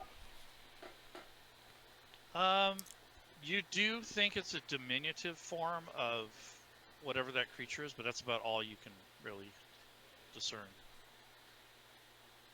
So I say, I wonder if its baby is in the barn. Okay. Whose turn is It to is, say? let's see. It's now Laerun's turn if you have it targeted. Actually doing a touch on Centaurus. Oh, that's right. That's right. Never mind. I've got two effects. One says self. One says, just a grant disadvantage attack. Yep. So you want that one to go on. The grant disadvantage attack goes on your friend. Is it a what you call it, a concentration spell? Yes. So the other one goes on you. Okay. And then there's one that does nothing. That just says protection, self, concentration. That one goes on me. Yes. Got it. So Centaurus, this one goes on him. Yep.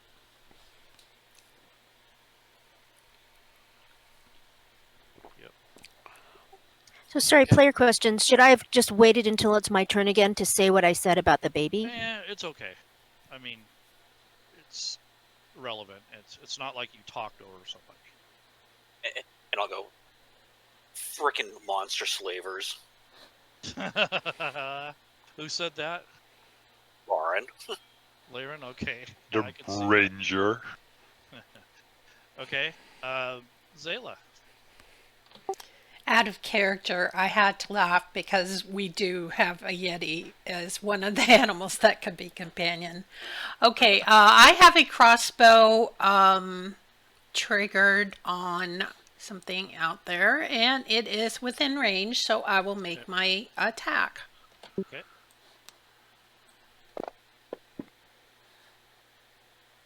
And miss. It did miss. Okay.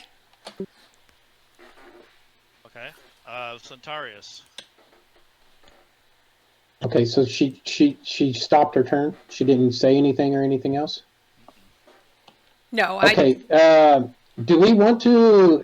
I yell out to everyone. Do we want to be killing a mama, or should we go ahead and fight this creature? Good question. So if it is the mama, do you want to kill it or capture it or just keep it away or? Well, it may be caught in the vines out there if somebody wants to have a quick chat with Haglin.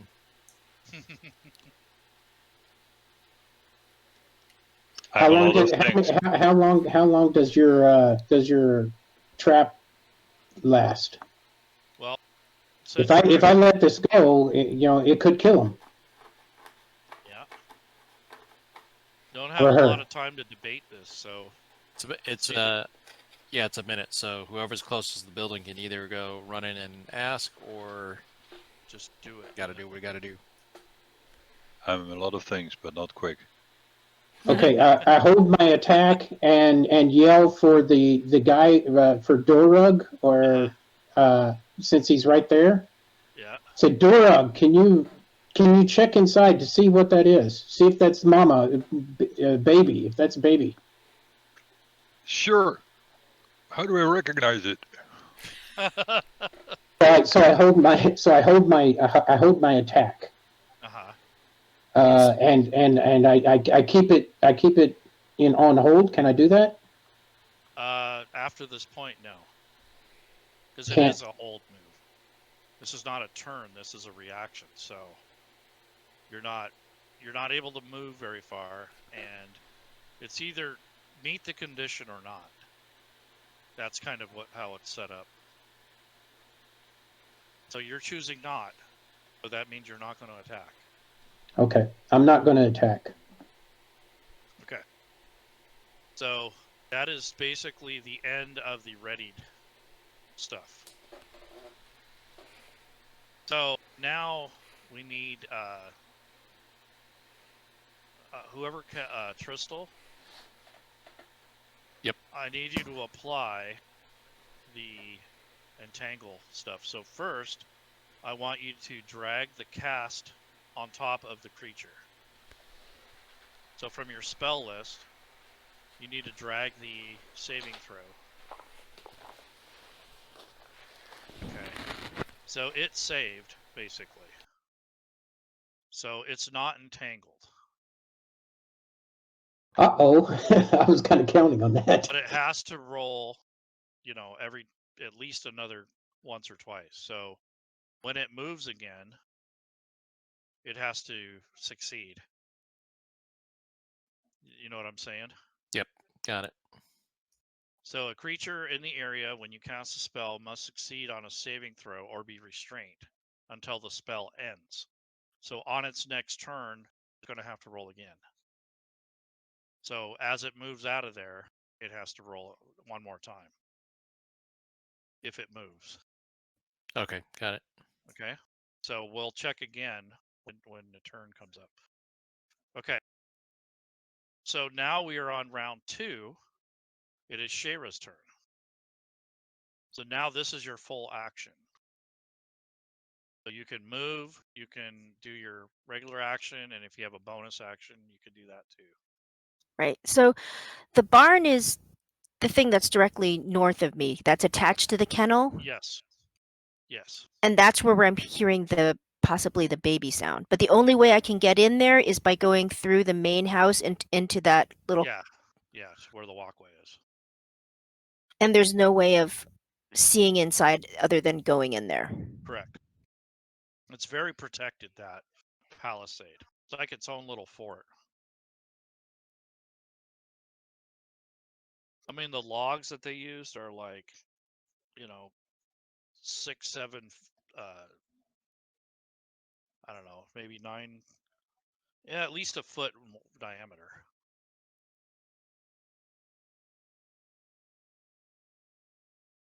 I just yell, I'm going to check in the barn. And so I dash. Okay. So go ahead and make your movement based off the obstacles that are in your way. What does dash do?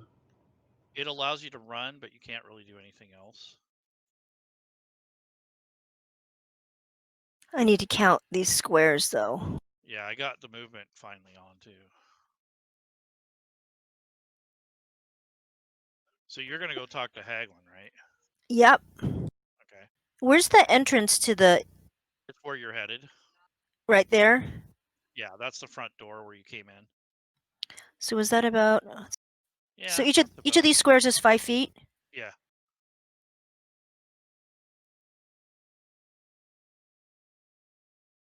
I have that at being about 60 feet, so I should be able to get inside.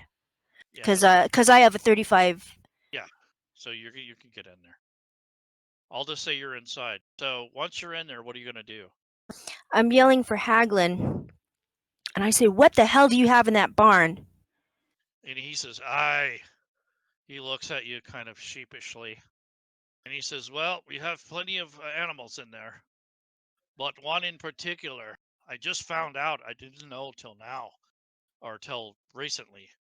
Is there is a baby in there? He's like a baby yeti. It might be his mama." I'm like, "Well, you have to let it go." "I can do it. I don't have authorization." I don't care about your authorization, and she's just going to go running on towards the barn. Okay. Oh, it's just wait. It's dangerous.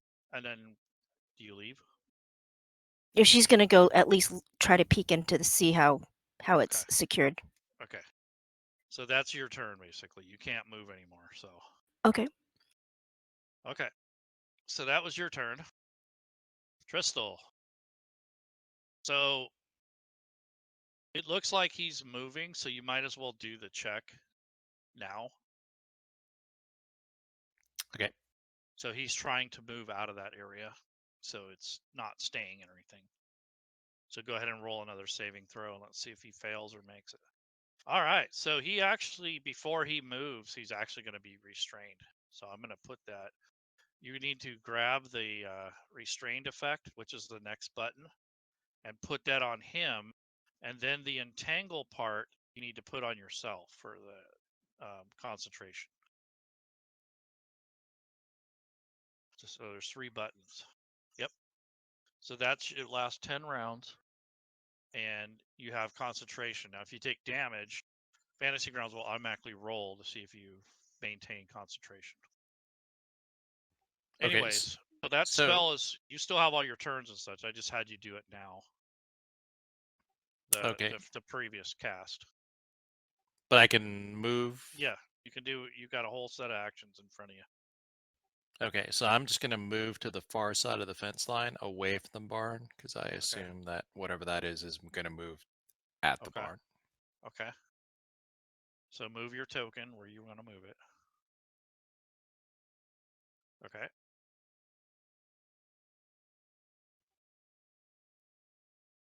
Anything else? Nope. That's it. I'll Okay. continue to hold. Okay, Haglin, or excuse me, Dorg. Okay, Doric as a bonus action What is it? cast spiritual weapon. Okay. On what? It creates a spiritual floating weapon, right? They can Mm-hmm. 60 feet away. Do you Yep. have a token for that? No, just draw a circle for it.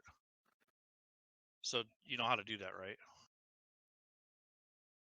What's his thing do? It creates a spiritual weapon. So I'm going to have him right click on the map and draw a circle. You can pick a pointer and just draw the circle. It's like a spell effect circle. So just right click, click pointers, go to draw circle, and then just draw out a little circle and place it where you want it. Within range, of course. Yep.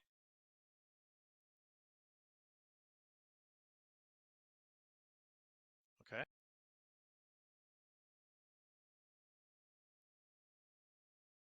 So just move it down a little. You're pretty close to 60 feet.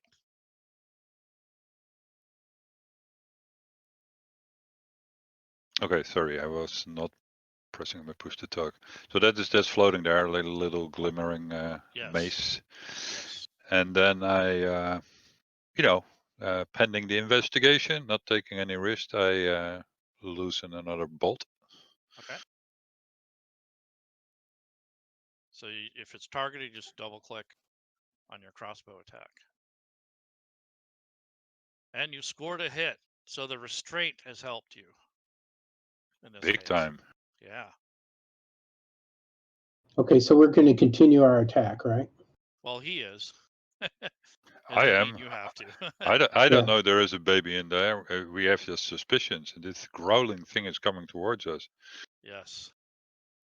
So you hear this as you hit it. It sounds like Chewbacca taking a crap. So you basically nailed it with a crossbow bolt. Okay, Laerun. I can't get a target going, so it's control, right click. No, just hold the control key down and click on the creature, the token. Left click. Yeah, left click on the creature. Yep.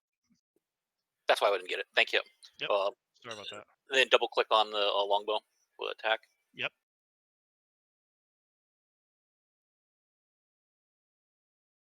Yeah. So you just put a bead on him and fire away, and that arrow just goes sailing, and it pierces the hide of this creature, and you can see the little blood splatters forming on the white coat of this creature. And in the chat it says, "Wow, what a hit! That's your personal best." Well, it's your first. That's why. Or he rolled a 1. Yeah, it's being sarcastic. Woo! Okay. Mama murderer, love it. Yeah. Okay. Anything else, Laerun? Oh, and you have to remove the protection from evil and good, because you can't have 2 concentration spells. Oh, that's not you. Never mind. No, I just have 1 concentration right now. Yep, never mind. Okay, Zayla. Okay, I think I'm gonna jump off the fence and head down to the entrance of the barn and take a peek inside and see if I see a baby Yeti. Okay. So you take part of your turn, saunter down there, try to open the door. It's locked from inside. There's no. Well, that figures. Who did not give me the key? How am I supposed to get in here? There's not even a good handle. There's like a pull handle. Who made this thing? And it's locked from the inside. You don't see any locking mechanism. Okay. Now, I'm not saying you can't try, but you need to explain how you're going to do it. I don't see any kind of handle or something. Well, it's push-pull type thing. There's a little, like a... Lever or something? Yeah, well, no lever. It's just a piece of wood nailed to the door. That's what you would push on normally to get in. Well, when you pushed and pulled on it, it won't It open. did, yeah, because it's barred inside somehow. Well, I'll give you an opportunity to make a observation or... yeah, I some think sort of I thing. will try to investigate the mechanism and see if I can figure out how it's supposed to work, or how you can open Okay. it from the outside. If you do this, this is your turn, basically. Yeah, that's fine. Okay. Okay, so you're looking around to see if there's a way to open Yes. it. Okay, so that's basically your turn. So did I get a result? Not yet. Oh, do I get it next turn? Yes, you'll get it at the beginning of your next turn. Okay. Pass my turn then. You're still looking. Okay, Centaurus. Okay, I see the angry mama yeti or beast, and I'm seeing the blood and the attacks. So I'm seeing that the attack is that our group has decided to go ahead and attack and keep this beast at bay. So I will attack with my bow. Okay. I'm at 105 feet. My range is beyond that. So do I just click on the 1d8? No, you double click on the bow attack, the black dice. Where is that? Actions tab. Okay. It's a black dice. It'll have a number in there. Yep, that's it. That's the one. All right. So your arrow goes sailing in there and sinks itself into the hide of this creature. You can hear it howl in agony. It's "Arr, arr, arr." You notice that it's having trouble with whatever it is that's cast around it. Feels like the grasses and the vines have taken hold of it. So it's making it a little easier for you to... Now you can double click on the 1D whatever it is. That'll do your damage. Alright. So, ouch. Okay, anything else? No, I'm, you know, I do a prayer every morning for honor, and I bow my head thinking that this is not the honorable thing to do. And end my turn.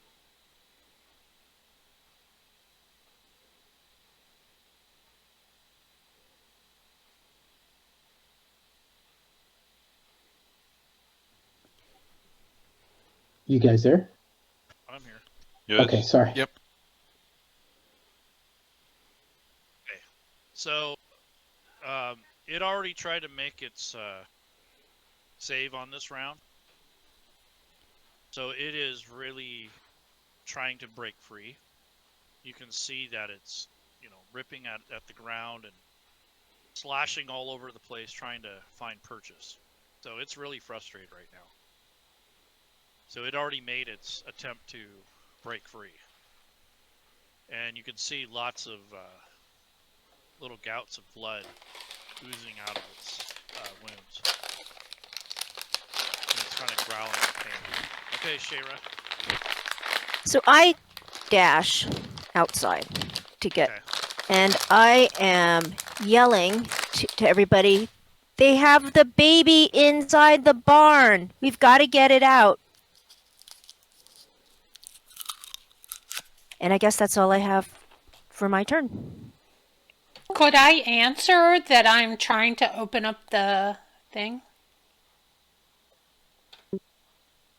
But I can't figure it out. Yeah, and I'm my dash gets me within 10 feet of you, so I'm almost there. And I say, hang on, Zayla, hang on. Okay. So, I don't know what happened, but Zayla had 13 points of damage.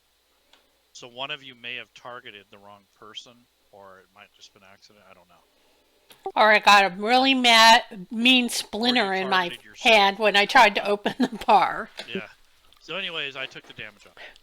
Okay, so as you investigate, you notice that maybe if you wedge your rapier in between the two, there's a double door, you can pull up on it. So in other words, you're going to wedge your blade in there, or a dagger, Okay. and then you're going to pull up as hard as you can, make like a strength check Okay. to open it. Okay, I'll do that on my next turn.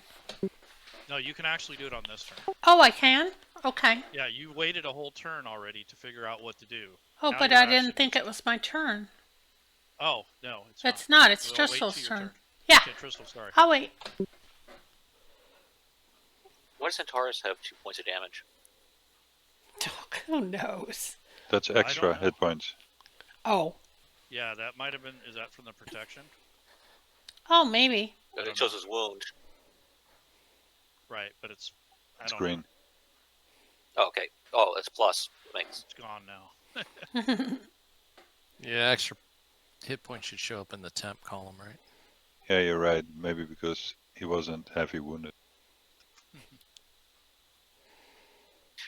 Tears of pain Okay, Tristle. and embarrassment. Yeah, do I need to drag the save die on top of the Yeti again? Or Yep. the Y? Yep. Every time it comes to your turn.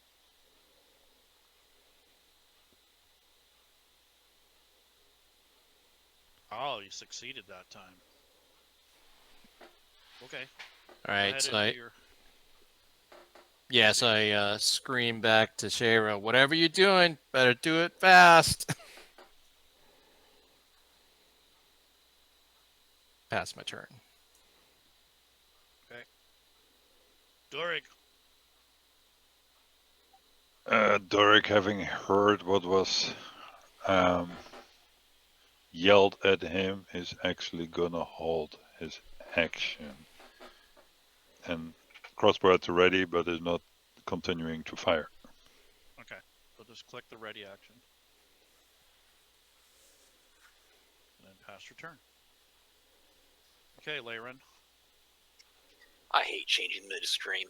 Ready for fire.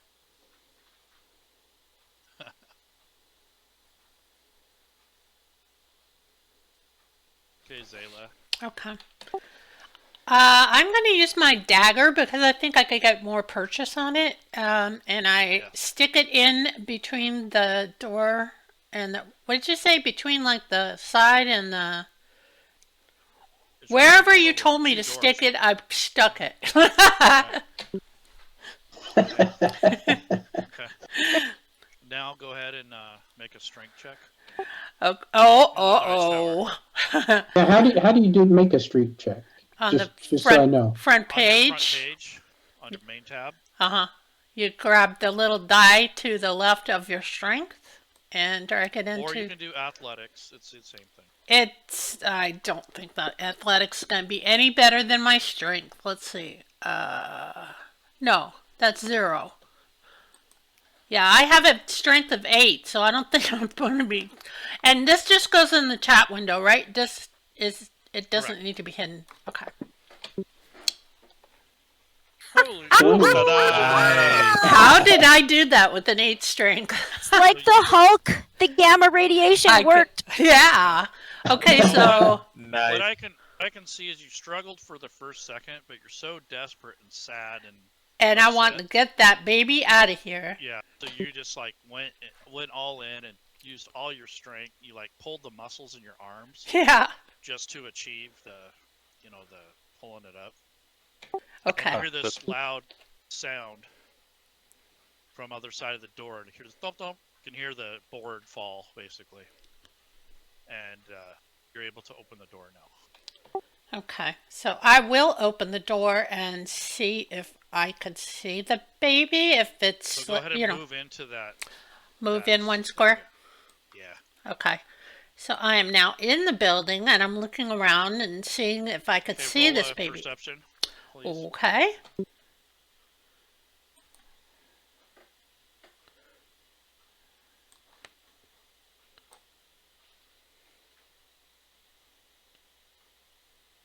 Look, there's a handler in there Okay. with Randall. And Randall looks at you and says, "What are you doing?" And I say to him, "You're holding that baby Yeti in here and its mama is coming for it and we need to let it go." I can't do that. Have you no heart? The mother wants her baby back. I get it.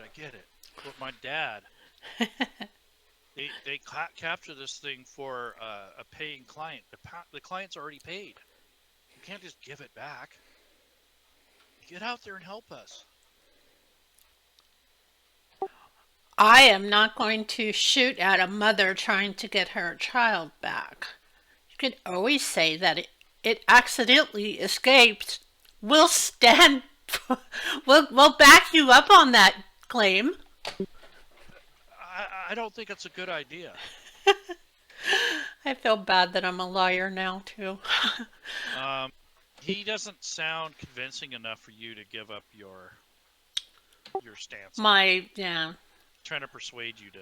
Right. Oh, well, Back up. can I use a persuasion check on him? You could, Okay, I will try that. but that'll be your last. Yes, Thank I understand.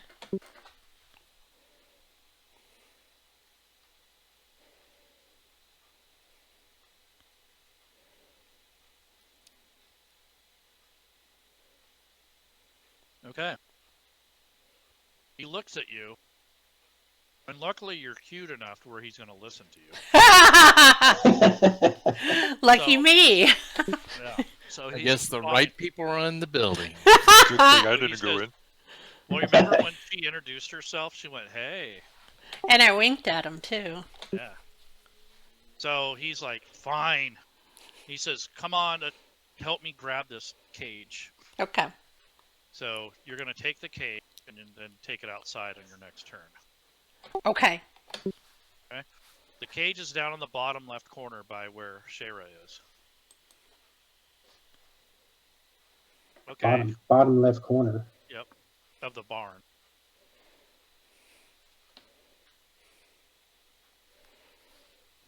Okay, so I'm going to, since I have a heavy carrying load, I come over. I want to move over to where Shayra is and give them a hand in case this thing is heavy. Okay. So I Yeah. want you to make a perception check first. Okay. Just roll it in the dice tower.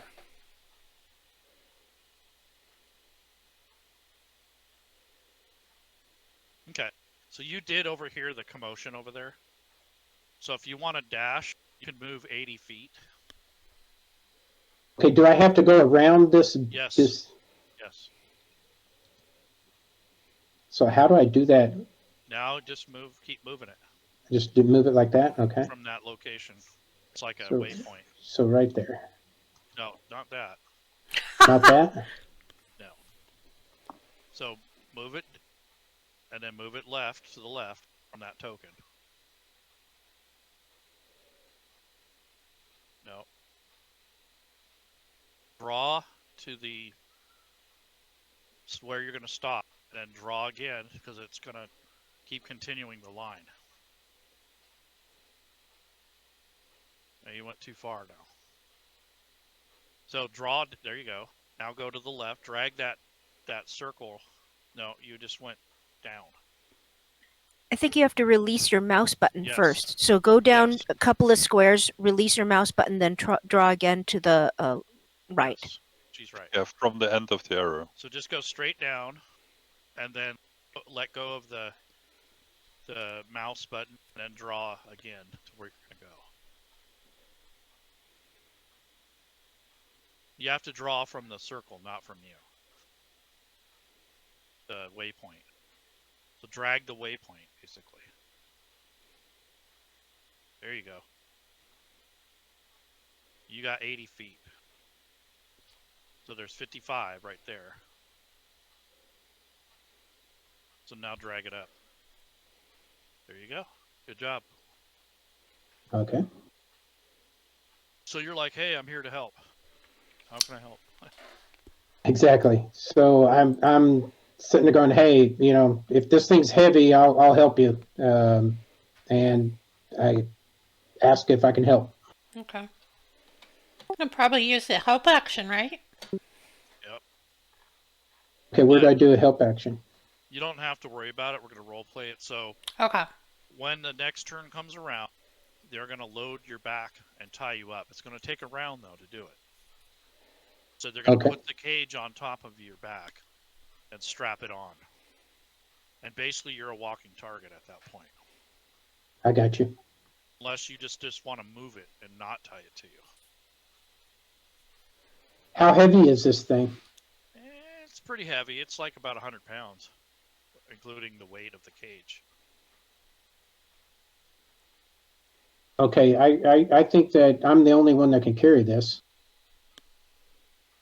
Yeah, without slowing down. So I'll carry it on my back. Okay. But you have to wait around. I know.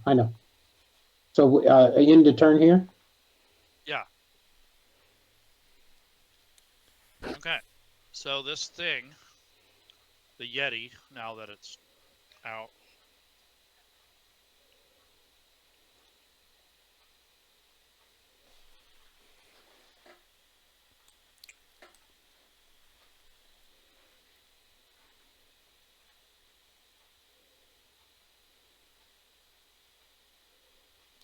and it is a growling mess. Okay.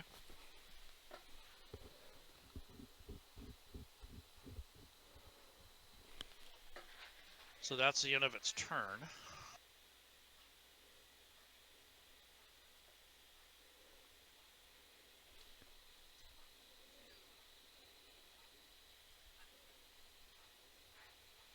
Okay. So now it's Shayra's turn. So I run inside and ask what's going on. You see that they're bringing the cage out. Do you want to help? Yeah, and what I tell them to do is I tell them let's drag the cage out and point the door of the cage north so I can let it go. So we can just like open the door and let it run, but direct it north. So you don't even want to carry it. You just want to let it out and let it run away. Yeah, I mean, I want to carry the cage out to the entrance. So it's in that little hallway. And then just open the door so hopefully it just runs out to its mother. Oh. Sorry, it's not my turn. No. But that's basically a different plan, but okay.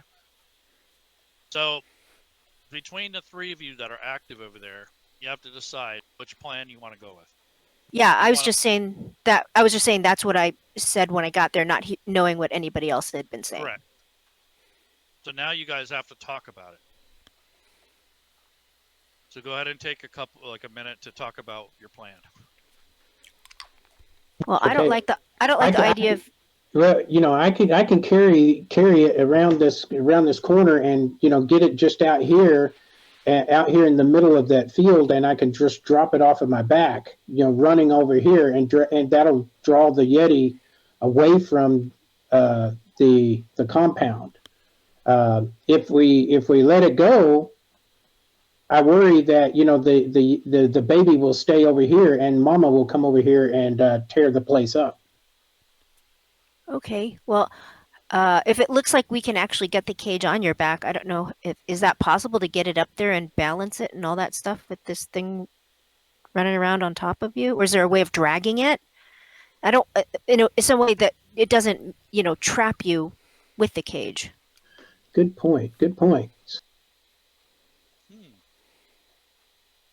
Can Sarah, we? what What do do you you? say, Shell? You were the first one there. Yeah. Yeah, I would like to get it away from the building so that just, if we're just going to open the gate, there's no, positive thing that that the baby is definitely gonna run, the way we want it to. Plus, I'm a little worried that, Crystal is up there by the fence, and something might happen up there if we were going north, right? Or were we going south with it? I think maybe going. Well, are we hearing that the Yeti is kind of coming from the northern part?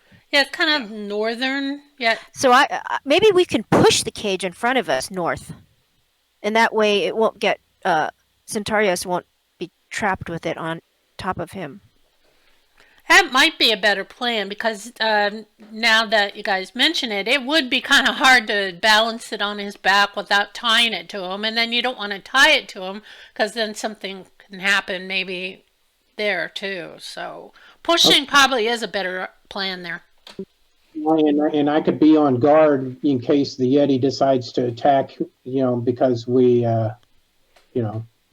attack us anyway. Right. Yeah, we do have to protect ourselves too. Yeah, well, as long as the handler and Randall can help, the four of us should be able to push it, I guess. And maybe Centaurus, you can have your bow out.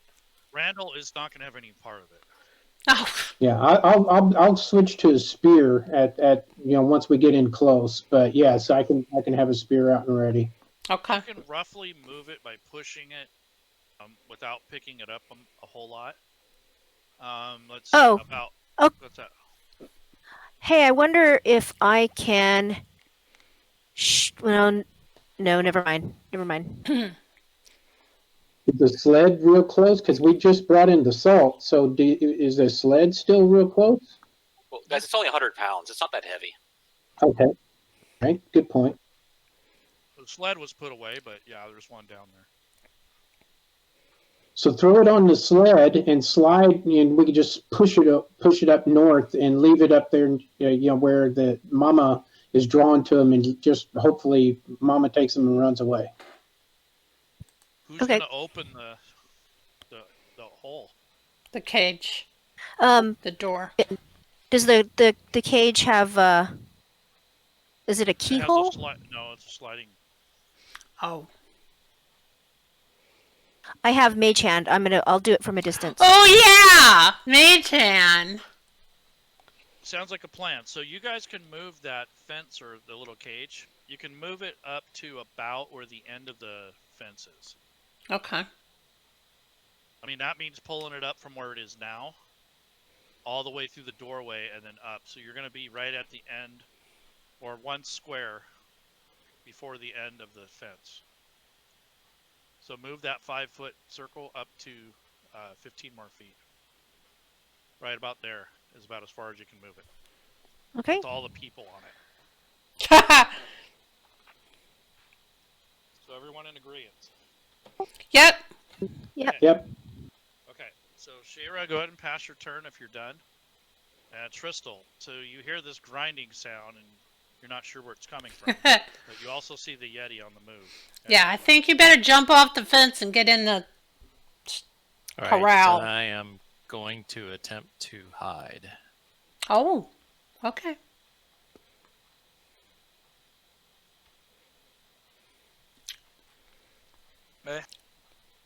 So go ahead and put the hide action on you, And do a stealth check. and I want you to roll a stealth roll. In the tower.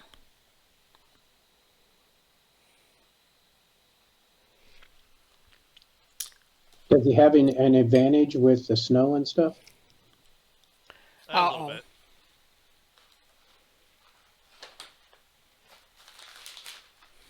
Not so Okay. great. Yeah. It can smell you, put it that way. All Ah, right, I'll Have pass. this to you. All right, I'll hope for the best. I'll pass my turn. But you're still under cover, though. You have full cover. Excuse me. I pull my fur coat over me. Is try to blend in as best as possible behind the fence and in the snow. Alright. Delivery. As a bonus action, I move my spiritual weapon. Let me see, 20 feet. whoops. Was wrong.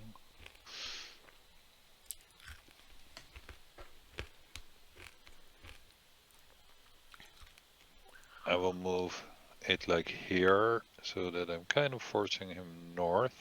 Okay. And then I'm holding my action again. Oh, that's not holding your action, but okay. Do you have anything else you want to do? No, I'm readying. I'm readying myself again with the crossbow in case he does charge me and I feel endangered. Okay. So the Yeti is on the move again. So it's going to stride up towards the northern part of the gate or the fence.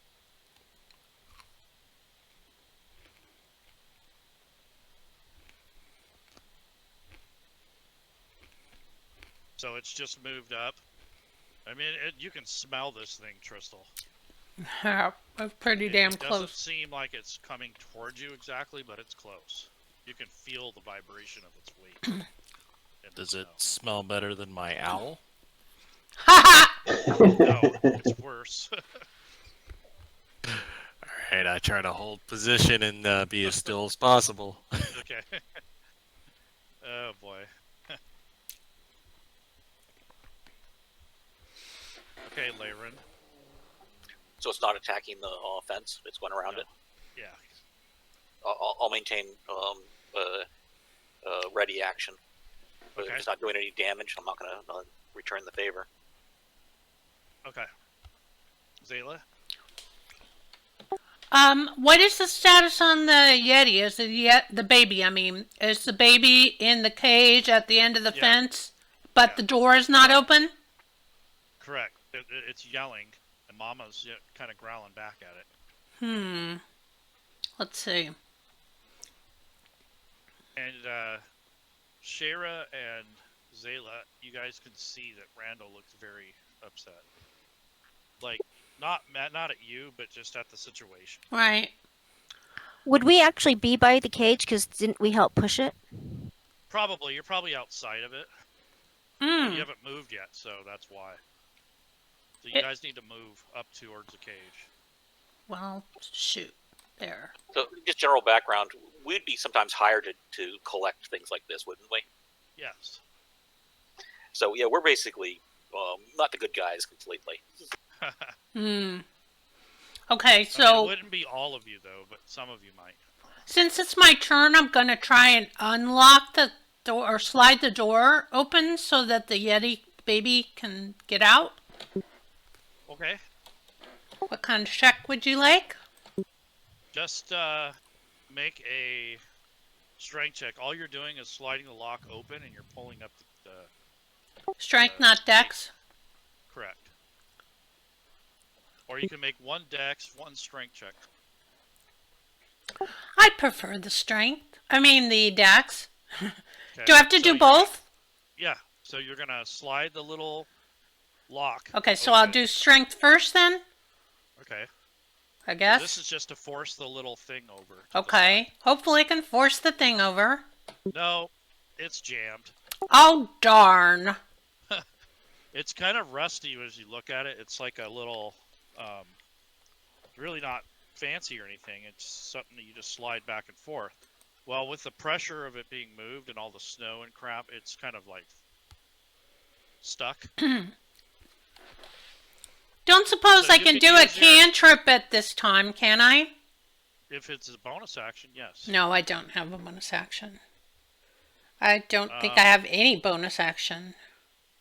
Yeah, so wait, if you want to spend another action trying to force it open, you can, but if you fail, that would be your last I wanted to try and do a cantrip, do prestidigitation, and try and maybe like remove some of the rust or something so that maybe it would slide better. Well, prestidigitation doesn't move things. But it It's can more like a clean little- things. I'm Yeah, trying to yeah, I clean guess you off can the clean it. rust. Yeah, that's a good idea. Go ahead. Okay, so that's what. Wait, is If there that'll be something to your turn. do with this thing? Let's see. Not really. It's Just a- an effect. So that's what I do. I do the Okay. prestidigitation, bippity boppity boo, and try and get some, rust off of Okay. it so that it So slides it's still better. locked. It's still locked. Right, but maybe it'll slide better on someone else's turn. Yep. So go ahead and pass your turn. Centarius. Okay. You hear the Yeti. You can't see it, but you can hear it. I can't see it, but since See the- they're in front of the cage, can I move to the cage and try the lock, or? You can move through them, but you lose 10 feet. So at where you're at now, it doesn't look like you're gonna make it. Yeah, pretty far. Unless you dash, but then you can't make the attempt. So you're just a little That's bit too far 50 away, feet. That's 50 feet.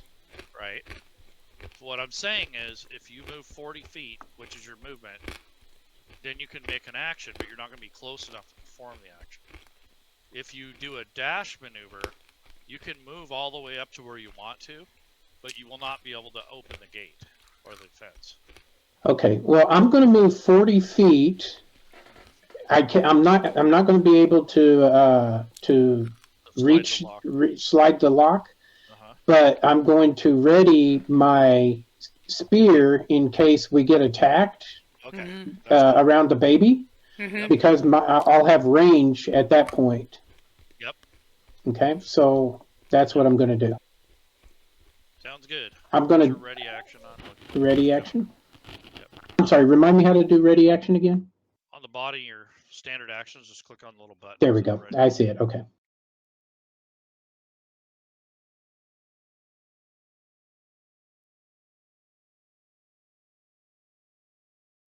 Okay, I'm done. Okay. And now it is the Yeti's turn. So the Yeti already moved, basically. So all it's doing now is growling. It sees you guys over the partially over the gate or over the fence. So it's making a kind of an aggressive move, and you see it kind of coming closer. You can see the top of from its shoulders up. And it's pretty menacing looking, and it looks pretty wounded. Like it's got blood all over it. White fur is like pink now, and it doesn't look very happy.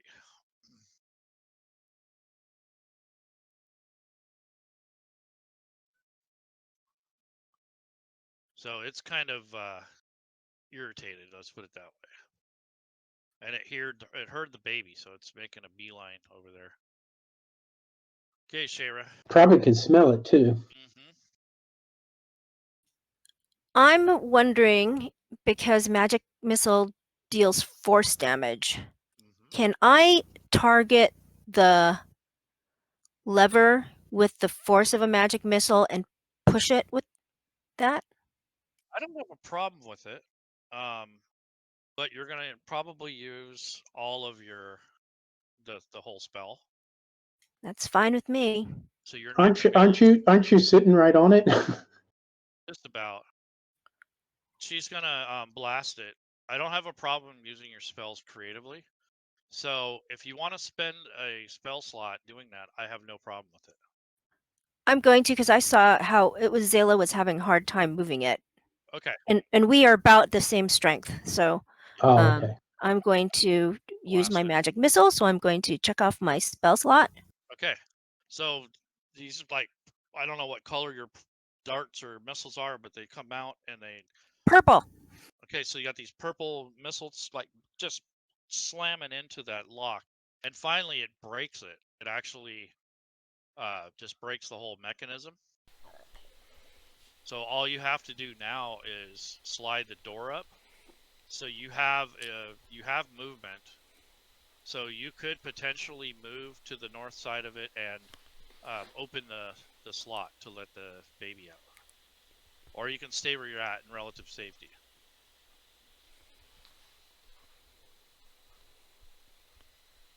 I'm hoping that they're both going to be too distracted to get to each other. So I'm going to go ahead and move ahead of it. Okay. And is that it? Because I already did my magic missile, so I can't Yeah. lift the gate. Correct. Yo, that's it. You can interact with an object. Oh, that's right. It's a free action. Yeah. So I'm going to go ahead and try to stand to the side so I'm not in between Right. when it runs out, and then lift the door. Okay. So you lift the door. The little creature, it's so cute. It comes out of the. I think there's a picture in there. In the. Oh, baby, yeah, Yoda. Baby Eddie. Yeah. So there's Icewind down. I don't see it. Where is it? Yeah, I'm looking. Yeah, I don't know if they included that art in here. I only see the cover for Icewind or Oh, for okay. Ream of the Frostman.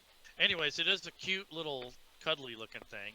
It's about 1.5 feet tall, and it's looks a lot like its mommy, except for not all bloody. And it looks really freaked out, like it doesn't know which way to go. So I'm gonna roll a d4. So what's gonna happen is it rolls a 1, it's gonna head north towards the mom. If it rolls a 2, it's gonna head south. It's gonna jump over the cage and go backwards. If I roll a 3, it's going to go west, but it'll try to sneak past Shara and run to the west. And then if it's a 4, it's basically going to try to scale the fence and hide in the courtyard there, or in the little space, the corral area. So I'm just going to roll this out in the open, because I don't know what the thing's going to do. All right, goes the correct way. What do you know? So the little guy gets up, he stands on its legs, it stands up its full height, and looks around, and it hears its mommy. So basically it runs past Shara, and then it runs over to the right, over towards its mom. And the mom is all excited, and they're greeting each other in their own little language. And they seem to be becoming reunited. So basically, the Yeti mom picks the baby up, the baby's like in its arm, and it turns the other direction. It doesn't look like it's going to progress into the area that you guys are in. So pass your turn, Shara. Let's go to Tristal. Let's see what he does. Whew. I'm gonna continue to. I'm gonna try and hide again. Okay. And wait it out. I don't blame you.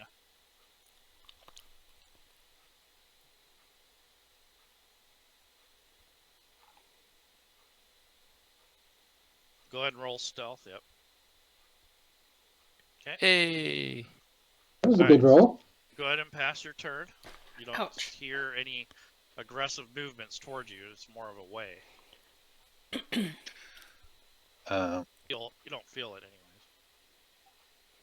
Precautiously move my spiritual weapon over, Okay.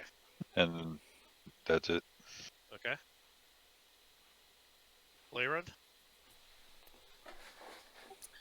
I'll de-aim, and in the back of my head going, man, there's one more shot would have a great pelt. Huh. All right. Zayla. Well, shoot. All I watching have is cure wounds. I wish I had a healing word. I would try and send a healing word to the Yeti Mama and try and heal her. You're standing on the edge of the fence like you were earlier. Oh, I am? Yeah. Just so you can see what's going on. Okay. Yeah. Anyway, yeah. I think to myself, I wish I had that spell, but I'm not a cleric, so I don't have that spell. There's not a whole heck of a lot I could do. Just stand my ground. Okay. Fontarius. Okay, I want to move and get in front of Shara. Okay. And make sure that I keep a close watch on the Yeti and in range, but I don't want to get too close to be too threatening. Right. But I want to make sure. On the other side of Shara. Yeah. Go ahead and move there. You can move through, and that's basically going to be your movement. Yep. That's where I want to be. Yeah. I don't want to be too far away, but I want to make sure that the Yeti knows that I'm there. I'm ready, but I'm not threatening. Okay. And end my turn. Okay. So you hear this exchange between the Mama Yeti and so you hear this, and the mom moves away from the group, or moves back to where it came from, basically.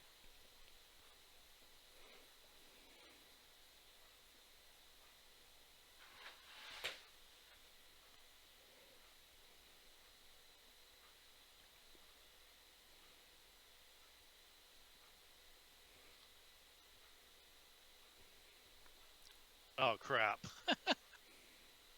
What? I was going to say, what if it moved back into that area of effect?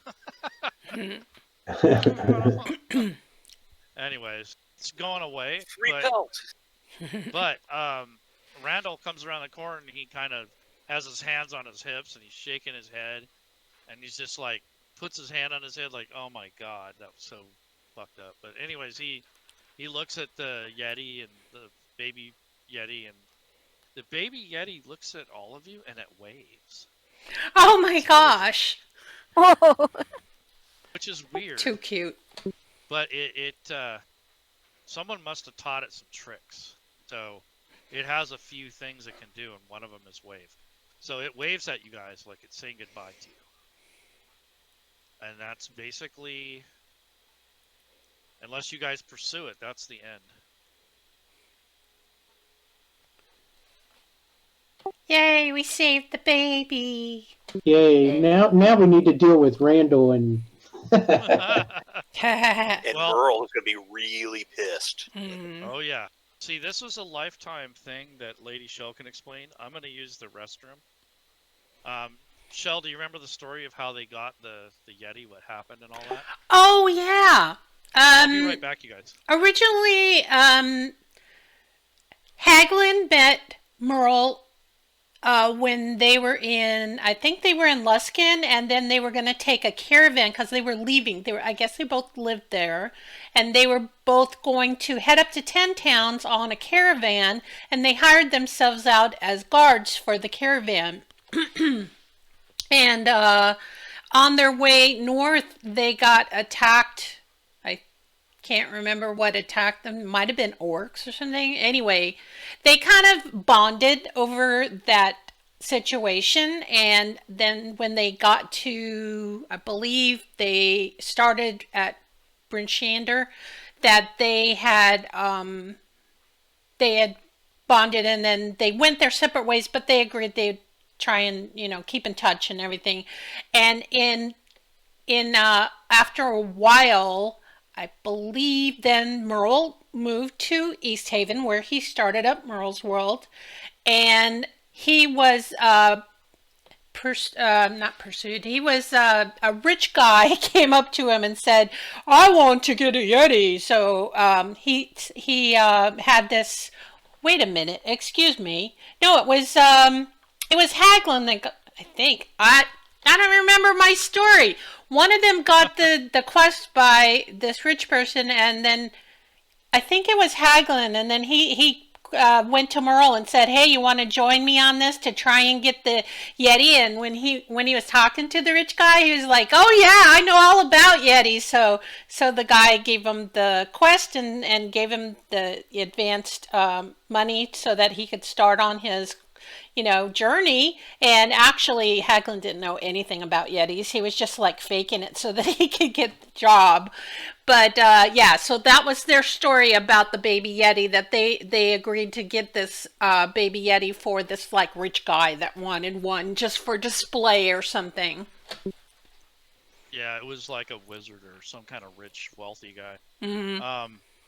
Did you tell him about Haglin getting hurt? Haglin No. he got, was it him or was it, no, it was Merle that got hurt. He got stuck in a trap and that's how he met Linda. Linda is his wife, and she's a full elf. Yeah, she's a full elf, and she was working with what's the name of that? Merle's World? No. The thing faction? that she worked with, The faction? the faction, yes. Yeah. What She was used to it? work with, it's like the Harpers. Yeah, but it's not But the she- Harpers. It's the other one. But anyway, so she's the one that leads you on your the Emerald Enclave. yeah, that's it, Emerald Enclave.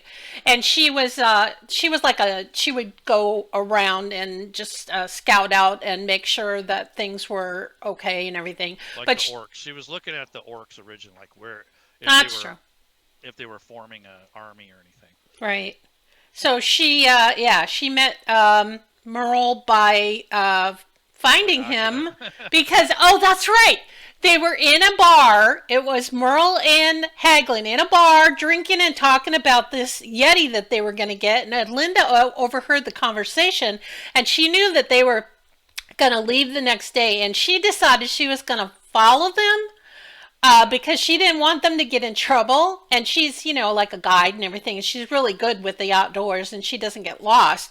Well, there was like a storm or something and they got separated, and she didn't find Haglin, but she did find Merle, and he got his leg caught in a trap or something. So she freed him from that, brought him back to East Haven, and they kind of got involved a little bit, but they didn't get like dating or anything right away. But eventually No, they but did. that's how Randall was conceived. Yeah, and then they had stopped one night while they were heading back to East Haven, and they saw the hot springs, and that's how they found this location where they made the Wilderness Outfitter in the future.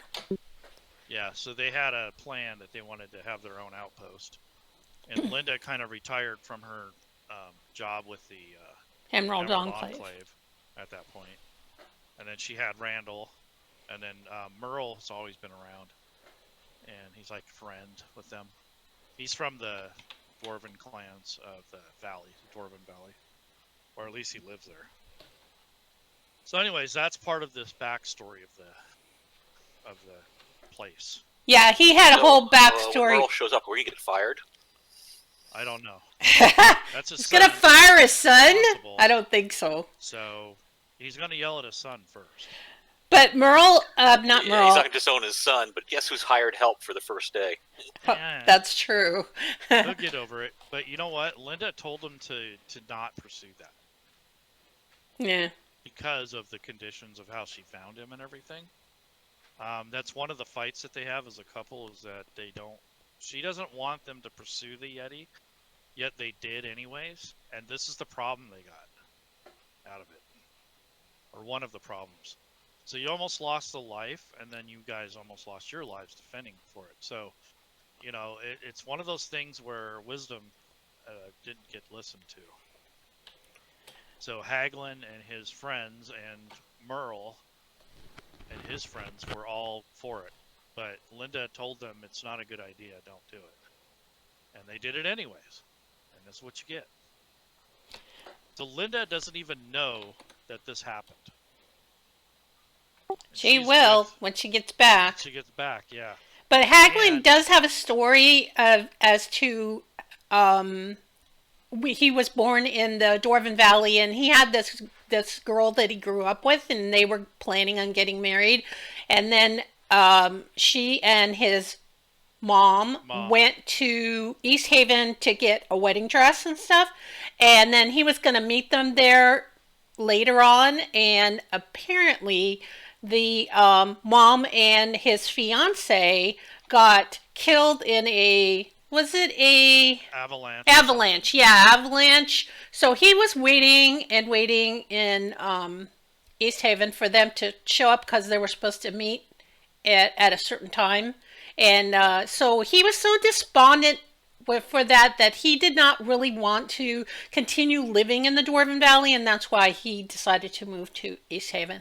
We got a lot of story in this thing, that's for sure. So there's a lot of things that don't really come up, but it's just like a day in the life of the lodge right now. But when you go back into it, there's a lot of interconnection between the NPCs and the locations and what they've done in the past. Don't forget Sasha the hunting dog. Oh yeah, I forgot about her. Yeah, I forgot to talk about her, but she was inside the building, and she's laying by the fire. She's old, retired now, but but yeah, we had a. I thought she was a skin. Oh no. She probably was, but it's like, Okay. But anyhow, he would have her taxidermied.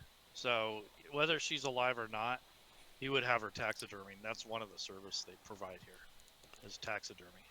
That's what Haglin does. He's got taxon. What does he call it? Taxon. Well, it's taxidermy, but there's dressing too. Taxon dress or something. Yeah, so that's like a bundle. So he'll take the meat out of it, and then he'll stuff it and make it look like a real life animal. And depending on if the animal's really small or really big, he charges more. Mm-hmm. Because the small ones are actually harder to deal with, and the very large ones are hard to deal with. I wonder how much a Yeti would have been. A lot. But he would have said, okay, if you want the meat or the pelt or whatever, the teeth or the claws, or maybe you want the full thing stuffed, he probably would have given you a good price if you give him the thing. You can see it's stuffed, but you're going to give it to me, so I'll do it for free, basically. Nice. So it'd be like that. But anyways, he might give you some coin for it. But anyhow, they probably would have given you at least 50 gold, if not more. Probably 75 or 100 at least. If this was an adventure, I would have probably given you more experience based off of your role playing, or at least your guys worked together. You figured out that the Yeti had a baby. You didn't kill the Yeti outright, so I would have given you guys a quest or a story award instead of just the encounter, because you would get experience for the encounter, because you know, even though you don't kill the creature, you still defeated it basically, and then you would get another bonus experience for kind of solving this somewhat peacefully. So that would have been how I would handle that. But basically, this is not an adventure. This is a location for people to use in any Arctic location. We made it to go with the Rime of the Frost Maiden. If someone was running that campaign, they could use this as like a waypoint, or maybe a starting point for their group to start there, get some supplies. We included a few possible encounters, but basically we didn't tell the DM to do, we didn't give any kind of suggestion like, oh, hey, you should do this or this or this. We just gave a lot of things to buy or to stay at the campgrounds, and some possible things that the DM could make up to as for encounters that could happen at the Wilderness Outfitter. And then we also have another table of encounters that might happen as you're on your way either to East Haven or back, taking the sleds. Yeah. And we just kind of made it loose. So I used some of the lore and just made up this Yeti encounter. But I always planned on using a Yeti, but I didn't know what it was going to do or how it was going to come out. But once we had the lore, I said, oh, that'd be kind of cool if like the mom was trying to rescue her baby. Yeah. And then the thing is that nobody told you when you got there that there was a damn Yeti stored in the next door. Right. And really not very many people knew. So it was kind of a secret. And the animal handler told Haglin that there was a Yeti or some kind of creature in the house. Remember when I said they looked nervous and that someone came in and told them? And then they were like talking about how that place was under attack. That's basically when he found out that the Yeti was stored there. So he knew about the Yeti, the baby Yeti, but he didn't know that Haglin had it moved into the barn.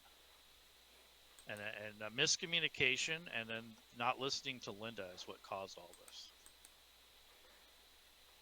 So what did the primeval check? What did I find out there? Or, you sense the frustration of the Yeti. The Yeti.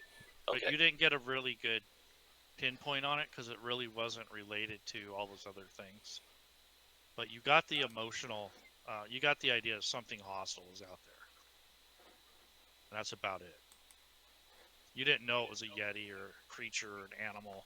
Yeah. You just knew that something wasn't right. Yeah, I wouldn't have expected the Yeti to have triggered on the primeval.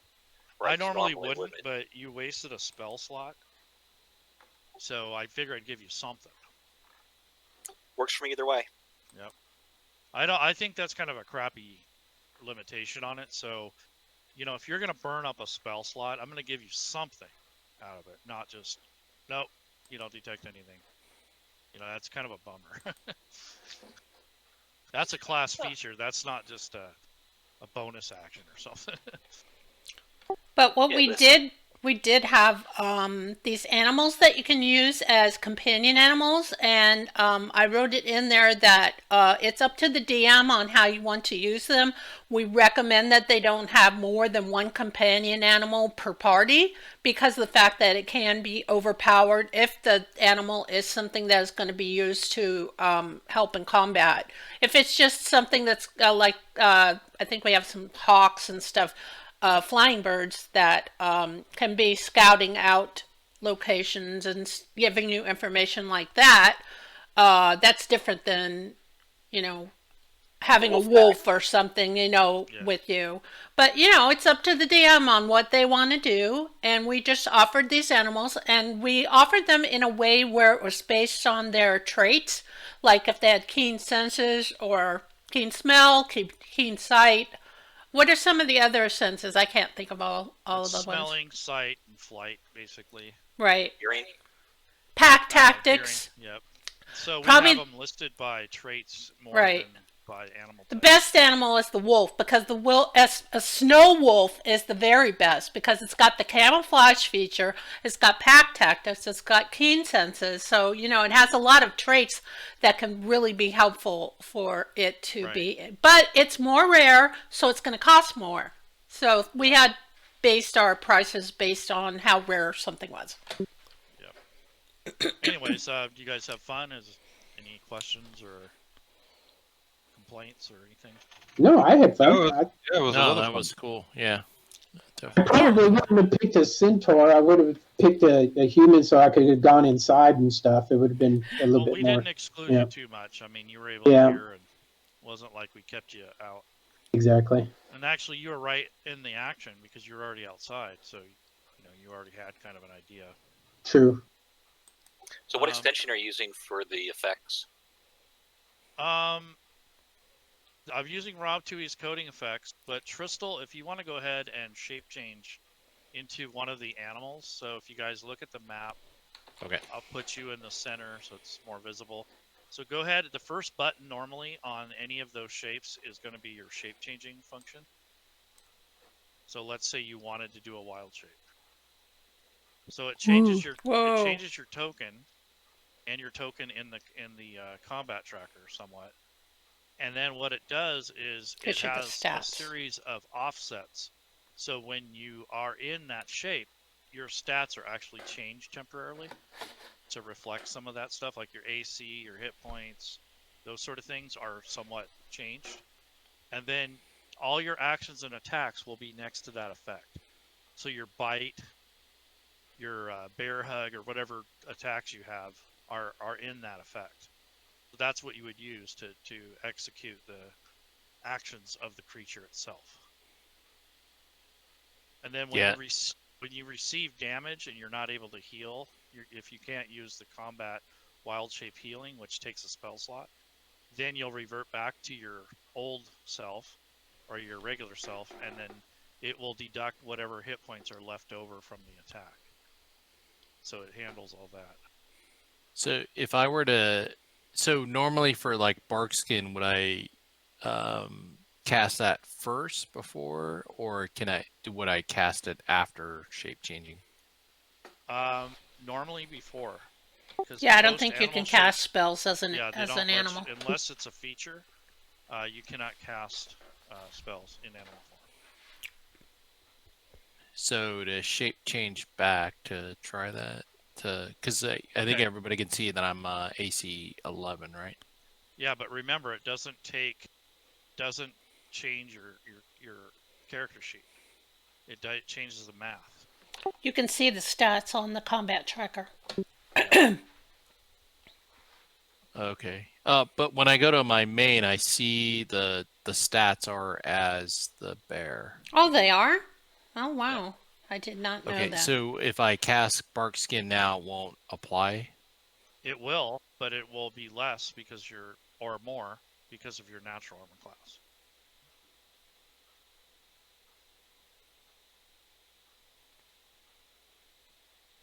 But it's math more than it is that you're not going to be able to see it with.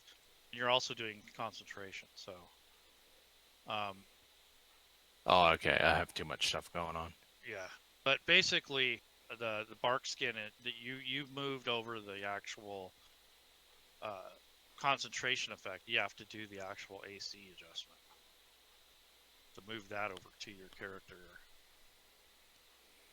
or to yourself. I'm going to turn off the stream now. Not stream, but the video. See where it says AC edit?